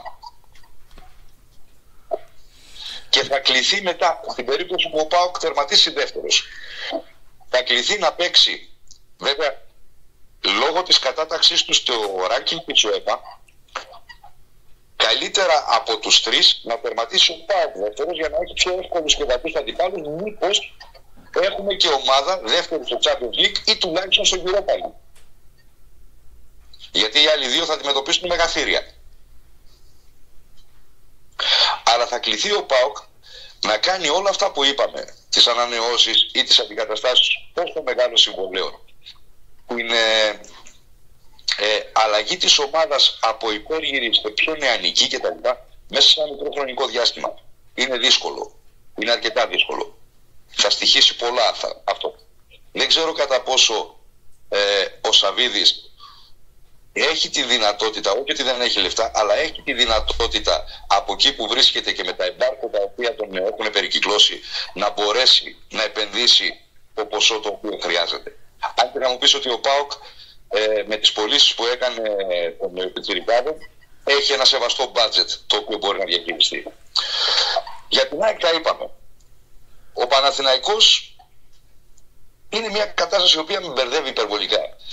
Υπάρχει μια επιφανειακή στήριξη στον προπονητή. Από την άλλη όμως, μετά την ήττα στο Καραϊσκάκης με 4-2, υπήρξε επίσκεψη στο Κοροπή και υπάρχει μια ομάδα η οποία αντιμάχεται την άλλη ομάδα, μιλάμε φιλάθλων, και κάνουν και σοβαρά επεισόδια μεταξύ τους. Έχουμε έναν Αλαφούζο ο οποίος δήλωσε ότι θα αποσυρθεί από τη διοίκηση, όχι ως ιδιοκτήτης, ως μεγαλομέτωχος, αλλά ως διοικητής της ομάδας, και θα δώσει τα ενία σε ένα τεχνοκρατικό πίνι από Αγγλία, από τη λένε πληροφορίες. Εκεί δεν μπορώ να βγάλω πολλά συμπεράσματα. Είμαι λίγο μπερδεμένος. Εσύ, Χριστό, αν όντως γίνει αυτή η κίνηση, ναι. Καλύτερα να το κάνει αυτό. Μας βολεύει. Δεν υπάρχει περίπτωση να είσαι χρηματοδότης και να μην έχεις λόγο στις αποφάσεις για την ομάδα. Δεν γίνεται αυτό. Δηλαδή είναι... γίνεται, ναι, σωστά. Όταν δεν είσαι άνθρωπος του ποδοσφαίρου, δεν ανακατεύεσαι. Και δεν το λέω μόνο για τον Παναθηναϊκό, το λέω και για την ΑΕΚ αυτό. Γιατί και ο Ηλιόπουλος δεν είναι άνθρωπος του ποδοσφαίρου. Κατάλαβες τι θέλω να σου πω? Ότι ο Μαρινάκης, ο Μελισσανίδης, ο Βαρδινογιάννης, ο Μπέος, πώς το λένε του Άρη, ο Καρυπίδης, αυτοί είναι ποδοσφαιράνθρωποι. Τώρα, ο Σαββίδης αυτή τη στιγμή είναι ο μεγαλύτερος ευεργέτης της Θεσσαλονίκης. Έχει χώσει 1 δισεκατομμύριο μέχρι τώρα μέσα στη Θεσσαλονίκη. Ναι. Έτσι. Τι να σου πω, ο Ηλιόπουλος δεν είχε σχέση με το ποδόσφαιρο. Είναι χόμπι του. Το πήρε για την τρέλα του, νομίζω. Δεν είχε σχέση. Δηλαδή, δεν μας... πέρα από τον μηχανοκίνητο αθλητισμό, που δεν είναι αθλητισμός ο μηχανοκίνητος, έτσι, δεν είχε σχέση με το αντικείμενο. Και παίρνεις τώρα ένα τόσο μεγάλο καράβι, μαγκιά σου. Αλλά βάλε ανθρώπους δίπλα σου και άκουσέ τους, όχι μην τους βάζεις μόνο. Αν δεν έχεις σκοπό να τους ακούσεις, μην τους βάζεις. Τώρα να δώσεις τη διοίκηση σε μια ομάδα, σε μια επιτροπή, και να σου λέει η επιτροπή ότι ξέρεις κάτι, φέτος θέλω 100, αύριο θέλω 80. Κάτσε ρε φίλε. Δηλαδή ο Μαρινάκης μπορεί να χώνει, αλλά ξέρει γιατί χώνει. Αυτό θέλω να σου πω. Εντάξει, κοίταξε, ο Μαρινάκης έχει άλλες 3 ομάδες. Και έχει και ένα επιτελείο από πίσω του που το εμπιστεύεται τυφλά. Εσύ το εμπιστεύεσαι? Έτσι ακριβώς. Εκεί υπάρχει διαφορά απόψεων και τεράστια διάσταση απόψεων ανάμεσα σε ένα τεχνοκρατικό σε μια τεχνοκρατική επιτροπή και σε μια επιτροπή που θα σου διευθύνει την ομάδα τόσο με συναίσθημα, όσο με μεράκι, όσο και χρηματοδότηση. Βέβαια. Και μια και λες για τον Μαρινάκη, στο διάλειμμα διάβασα έτσι την ανακοίνωση που έβγαλε, με αφορμή βέβαια την κλήση σε δίκη από το πλημελιωδικείο του Μαρινάκη, του Μόραλη, του Κουντούρη και του Καραπαπά, με την κατηγορία της χρηματοδότησης, περίθαλψης και υποστήριξης δυνατικής οργάνωσης, με όλα αυτά που είχαν γίνει στο Ρέντι και σκοτώθηκε το παλικάρι ο αστυνομικός, πώς τον δεν θυμάμαι, δεν έχει σημασία. Να βρεις τους ενόχους και να τους τιμωρήσεις και να μην ξαναβγούν έξω, γιατί χάθηκε μια ψυχή που δεν έπρεπε να χαθεί. Όμως αυτό είναι το ένα. Αυτό είναι το ένα. Η ανακοίνωση του... Θες να τη διαβάσεις? Την έχεις μπροστά σου? Την έχω μπροστά μου, δεν θα τη διαβάσω. Έχω βγάλει μια παράγραφο στην άκρη, η οποία φανερώνει όλο το πνεύμα της ανακοίνωσης. Δεν λέω αν συμφωνώ ή αν διαφωνώ με την ανακοίνωση, αλλά φανερώνει όλο το πνεύμα της ανακοίνωσης. Που λέει ότι ο προφανής στόχος είμαι εγώ και ο Ολυμπιακός. Όμως αυτό που πραγματικά επιδιώκουν είναι να πληγεί η ελευθερία του τύπου, η ανεξαρτησία των ΜΜΕ και εν τέλει η ίδια δημοκρατία. Αρχές αδιαπραγμάτευτες για τα μέσα μαζικής ενημέρωσης της εισηγμένης στο χρηματιστήριο Αθηνών Alter Ego Media. Τι μας λέει εδώ πέρα τώρα ο πρωταγωνιστής? Ότι με αφορμή το θλιβερό αυτό γεγονός του Ρέντι, με την νοοτροπία που ξέρουμε όλοι από τις ελληνικές ομάδες ότι αντιλικώνουν και υποστηρίζουν συνδέσμους, αυτή είναι η αφορμή όπου του γίνεται αυτός ο πόλεμος, που η ουσία του πολέμου είναι το κανάλι του, το Μέγκα, το τηλεοπτικό κανάλι Μέγκα και όλη η Alter Ego που έχει εφημερίδες, sites κτλ., η οποία βάλεται κατά της κυβέρνησης για 1002 λόγους. Επιχειρηματολογεί για τα τέμπη, επιχειρηματολογεί για το ένα, επιχειρηματολογεί για το άλλο, και δείχνει ότι εδώ είναι ένας πολιτικός πόλεμος πλέον της κυβέρνησης με το πρόσωπο Μαρινάκη. Να σου πω κάτι, ρε Χρήστο. Ναι. Συγγνώμη, δηλαδή πώς το βλέπω εγώ τώρα? Μιλάμε για την παραπομπή σε δίκη του Μαρινάκη και της δίκης του Ολυμπιακού, έτσι, για κλιματική οργάνωση. Ναι. Εγώ σου λέω, τους παραπέμπει σε δίκη μαζί σου. Ναι. Κατηγορούνται και βγαίνουν κατηγορούμενοι από αυτό. Ναι. Τι ακριβώς θα τους κάνεις? Α, θα τους βάλεις φυλακή. Δεύτερα, θα τους δώσεις πρόστιμο, θα τους τα πολιτικά δικαιώματα. Τι ακριβώς θα γίνει πλέον στην Ελλάδα που δεν έχουμε δει μέχρι τώρα? Κατάλαβες θέλω να σου πω? Ότι το να τον πας σε δίκη είναι ok. Ο Μαρινάκης έχει περάσει 200 δίκες και έχει βγει αλόβητος από όλο αυτό. Και όχι ο Μαρινάκης. Δηλαδή την ομάδα δεν μπορείς να την ακουμπήσεις. Για μένα, αυτός τη χαζομάρα, σκότωσε τον παλικάρι, να πάει μέσα να σαπίσει. Εάν αποδείξεις ότι του είπε, δηλαδή για να στείλεις κάποιον στη φυλακή δεν αρκεί να... Δεν πρέπει ο κατηγορούμενος να αποδείξει την αθωότητά του. Πρέπει εσύ να αποδείξεις ότι είναι κατηγορούμενος.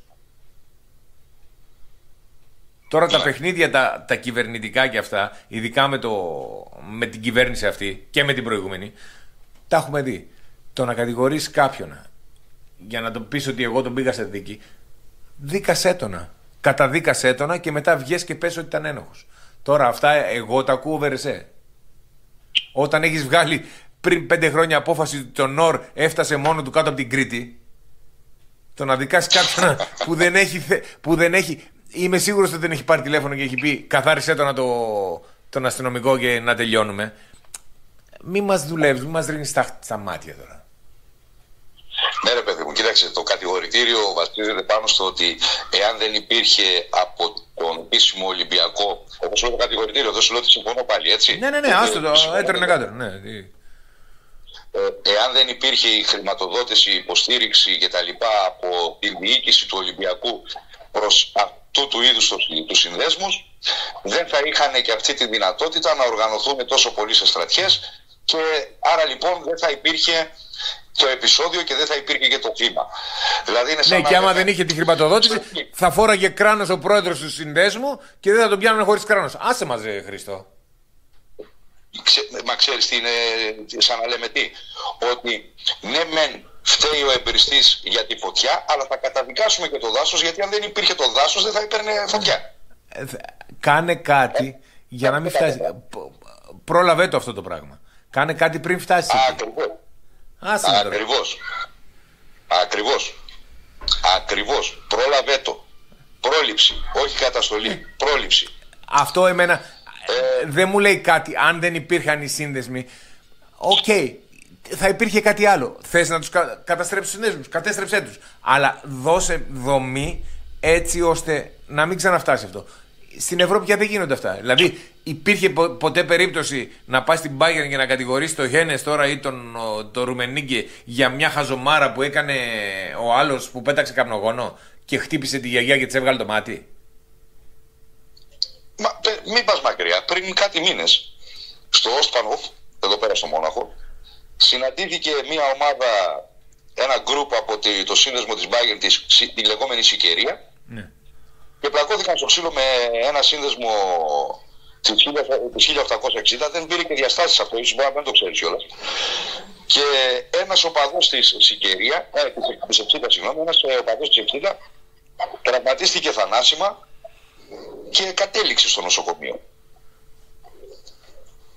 Δεν κατηγορήθηκε ολόκληρος ο οργανισμός της Bayern. Αλλά ξέρανε ποιοι ήταν, τους πιάσανε, θα πάνε μέσα. Τώρα τους πιάσανε, δεν ξέρω, δεν ασχολήθηκα. Δεν νομίζω να μην τους πιάσανε. Αλλά δεν θα κλείσουν το Ρουμενίγκε μέσα επειδή πλακωθήκαν οι άλλοι σε ένα σιδηροδρομικό σταθμό σε μια στάση του μετρό, τέλος πάντων. Ακριβώς. Κλείστο να μέσα, γιατί όπως πήγε ο Χένες που έκανε τα σταλίες φορολογικές, εκεί να τον κλείσει μέσα. Αλλά μην μας τρελαίνεις τώρα με τα. Ξέρεις, εμένα τι είναι αυτό που μου ενοχλεί? Σίγουρα, εάν είναι υπέτειες, πραγματικά υπέτειες και αυτουργοί ή οποιαδήποτε ΚΑΕ ή οτιδήποτε σε τέτοια πράγματα, να τιμωρηθεί καταλήλως για να μην επαναληφθούν. Άλλο το ένα, άλλο το άλλο. Χρησιμοποιώντας όμως αυτό το γεγονός να απονέμεις κατηγορίες από πλημελιωδικείο, διότι αυτός ο οποίος σε πολεμάει πολιτικά βρίσκεται μέσα σε αυτό που σε συμφέρει να κατηγορήσεις, ώστε να τον περιλούσεις με τη λάσπη για να μην έχει αντίκρισμα ο πόλεμος ο πολιτικός που σου κάνει, και δηλαδή να χρησιμοποιείς τον τραγικό θάνατο του νεαρού αστυνομικού που πήγε να βγάλει το μεροκάμα τότε το παλικάρι και βρέθηκε 1, 2, 15, 150, 200, δεν ξέρω ποιος αριθμός ηλιθίων και το φάγανε το παιδί. Να χρησιμοποιείς αυτό το τραγικό γεγονός για να καλύψεις πολιτικά άλλα σου ατοπήματα, αυτό είναι ανήθικο. Και ξέρεις πόσο. Όλο αυτό. Για να ολοκληρώσω λίγο, ναι. Δεν το λέω τώρα ούτε γιατί εμπλέκεται ο Ολυμπιακός και η Νέα Δημοκρατία, ούτε γιατί. Το ίδιο θα έλεγα να εμπλεκόταν ο Παναθηναϊκός και το Πασόκ, ο ΠΑΟΚ και το ΚΚΕ, η ΑΕΚ και ο ΣΥΡΙΖΑ. Δεν κοιτάω αυτή τη στιγμή ούτε ποια ΠΑΕ εμπλέκεται, ούτε ποιος είναι η κυβέρνηση. Μιλάω για το γεγονός ως έχει. Το πιο αντιφατικό από όλα, ξέρεις ποιο είναι? Γιατί άνοιξα λίγο την ιστοσελίδα τώρα που τα βλέπω. Το πιο αντιφατικό, ξέρεις ποιο είναι? Πρόσεχε. Πες μου. Με βούλευμα του Συμβολίου Πλημελιωδικών. Ναι. Γι' αυτό το παραπέμπτεται σε δίκη ο Μαρινάκης και η διοίκηση του Ολυμπιακού για εγκληματική οργάνωση. Αυτά τα δύο δεν συνάδουν μεταξύ τους. Δηλαδή εγκληματική οργάνωση και πλημελιωδικείο. Έλα να σε μαλώσω να φύγουμε. Ξέρεις κάτι, μόλις τα διάβασα αυτά, θυμήθηκα, έτσι πέρασε από το μυαλό μου, το έργο «Πες Σταυρομόστομε με το ψάλτη», το θυμάσαι? Ναι. Λοιπόν, είναι σε μια σκηνή ο ψάλτης με τη δίπλα του το Ρίζο, το θείο του, που ήταν και θρησκόληπτος ο θείος του. Και κάτι του έλεγε για τον Χριστό, γιατί έβριζε ο ψάλτης, και του λέει τώρα ο ψάλτης χαρακτηριστικά του Ρίζου. Ρε τι, τον Χριστό δεν τον πιάσανε? Λέει ναι.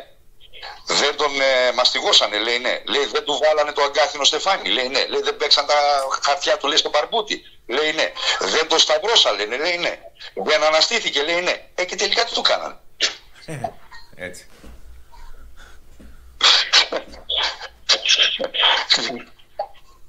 Κάτι παρόμοιο είναι και αυτό εδώ πέρα. Τέλος πάντων, πάμε λίγο στα μεταγραφικά, γιατί έχω ένα μικρό ρεπορτάζ. Ναι. Στα μεταγραφικά του Ολυμπιακού. Κάρμο και ξεχνάω το όνομα του αλουνού που είναι στα ΚΑΠ, που τους έχουμε δανεικούς από την Νότιχαμ, δεν θα συνεχίσουν μετά το καλοκαίρι στον Ολυμπιακό. Ο Μπιανκόν. Όχι ο Μπιανκόν. Ο Κάρμο και ο Στάμινιτς δεν θα συνεχίσουν στον Ολυμπιακό. Διότι επειδή και η Νότιχαμ και ο Ολυμπιακός θα παίζουν στο Champions League και έχουν η ίδια διοίκηση, δεν επιτρέπεται να έχουν ιδανικούς παίκτες ο ένας τον άλλον. Και αυτό φαίνεται και λίγο και στην απόδοση του Κάρμου στις τελευταίες αγωνιστικές, είναι λίγο πιο απατής. Ο Όρτα, ο οποίος είναι δανεικός, όπως και ο Πάλμα, ο οποίος είναι δανεικός, θα αγοραστούν από την ΠΑΕ, θα ενεργοποιηθεί η οψιόν αγοράς τους. Ο Βέλντε κατά μεγάλη πιθανότητα μας χαιρετάει, μας λέει γεια σας, πάει για πώληση. Καλά, δεν σου βγήκε ο Βέλντε, δεν είναι κακό να... εντάξει. Όχι, δεν είναι τίποτα. Απλά εγώ με μεταφέρω τις πληροφορίες. Από τους δύο πιτσιρικάδες, Κοστούλα και Μουζακίτη, ουσιαστικά δεν πωλείται κανένας, αλλά εάν βγει στη βιτρίνα για πώληση θα είναι περισσότερο ο Μουζακίτης και όχι ο Κοστούλας. Ο Κοστούλας θα μείνει ένα χρόνο ακόμα. Ο Ολυμπιακός κοιτάζει αυτή τη στιγμή να πάρει μια πολύ δυνατή και ακριβή μεταγραφή για τα ΧΑΠ, γιατί και ο ΕΣΕ μάλλον πάει στο Σημειώνο και ο ΕΣΕ θα πωληθεί. Ο Ολυμπιακός θα κάνει 3, το πολύ 4 προσθήκες. Πολλά λεφτά θα σπρώξει σε ΧΑΠ και παραδόξως εκεί που περιμένουν πολλοί ότι θα σπρώξει πολλά λεφτά σε επιθετικό, θα σπρώξει λεφτά και σε κεντρικό αμυντικό. Ναι, άμα φύγει ο ΕΣΕ δεν έχεις άλλον κάποιον μετά που να πεις ότι... Ο ΕΣΕ είναι για τα ΧΑΠ, ο Κάρμα. Αν και στα μπακ είσαι καλός, έχεις τον Πιρόλα, έχεις τον Μπιανκόν, έχεις τον Ρέτσο. Αλλά θα έρθει άλλος ένας μπακ, ο οποίος θα είναι ακριβή μεταγραφή. Παρεμπιπτόντως ο... Παρεμπιπτόντως ο Μπρούνο είναι επεκταράς. Ο Μπρούνο, φίλε, βγάζει μάτια. Είναι ένας νεότερος Ροντινέι από την αριστερή πλευρά. Ναι. Είναι ένας νεότερος Ροντινέι από την αριστερή πλευρά. Και βέβαια θα αποκτηθεί και επιθετικός. Κατά πάσα επιθετικογενής παίχτης, γιατί πλέον τα εννιάρια δεν πολύ αγοράζονται. Έχουμε βέβαια πολύ χρόνο μπροστά μας ακόμα. Μην ξεχνάει ο κόσμος ότι τα 100 χρόνια του Ολυμπιακού διαρκούν για όλο το 25. Ναι, αυτό το είπαμε και την άλλη φορά. Ότι θα γίνονται πράγματα μέχρι και τον Οκτώβριο, νομίζω είναι προγραμματισμένα πράγματα να γίνουν. Και βλέπουμε από εκεί και πέρα. Έτσι όπως βγήκε η ανακοίνωση. Λοιπόν, άλλο κάτι δεν έχουμε νομίζω. Έχει πει ο Μάριος Ηλιόπουλος στην ανάβαση της Ριτσόνας ότι ακριβώς τα μεταγραφικά δεν είπε τίποτα. Είπε ότι συνεχίζω να λέω δεθείτε και περιμένετε. Φαίνεται να έχει καταλάβει τι έχει γίνει. Τώρα δεν ξέρω αν και εφόσον συνεχίσει με τον Αλμέιδα, δεν το ξέρουμε αυτό και δεν έχει υποθεί τίποτα. Νομίζω προέχει η καλύτερη συγκομιδή βαθμών στα play-off μέχρι να φτάσουν στη δεύτερη θέση, γιατί αυτή είναι που θα σου δώσει λίγο ανάσα. Δεν ξέρω αν έχουν πάρθει αποφάσεις ή όχι και δεν ξέρω αν ο Ριμπάλντα παίζει κάποιο ρόλο σε αυτό. Θεωρώ ότι θα υπάρξει αλλαγή μέχρι το καλοκαίρι. Και αν η ΑΕΚ δεν πάρει τη δεύτερη θέση, θα υπάρξουν ανακατατάξεις ούτως ή άλλως. Εγώ προσπαθώ να απέφχομαι κάτι που δεν θέλω ούτε καν να το βάλω στο στόμα μου. Για κάποιους πρώην παίκτες που θα λέγεται ότι θα επιστρέψουν στο ποδοσφαιρικό τμήμα, που έχουν περάσει και από τη δικιά μου και από τη δικιά σου την ομάδα. Θα δούμε, δεν ξέρω. Απλώς αυτό, ας κρατήσουμε αυτό. Είπε ο πρόεδρος, προσδεθείτε. Τώρα με ό,τι αυτό συνεπάγεται. Αν ήταν ο Μελισσανίδης, ξέραμε τι σημαίνει. Τώρα με αυτόν εδώ πέρα δεν έχουμε βγάλει άκρη.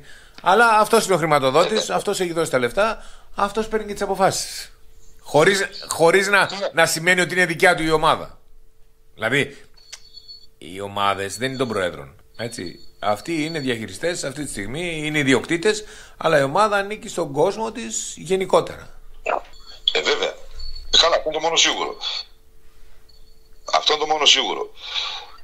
Η κάθε ομάδα είναι ο κόσμος της. Έτσι. Χωρίς τον κόσμο δεν υπάρχει ομάδα. Αυτό. Και αυτό το έχουν αποδείξει πολλάκις. Όλες. Ναι. Λοιπόν. Ωραία.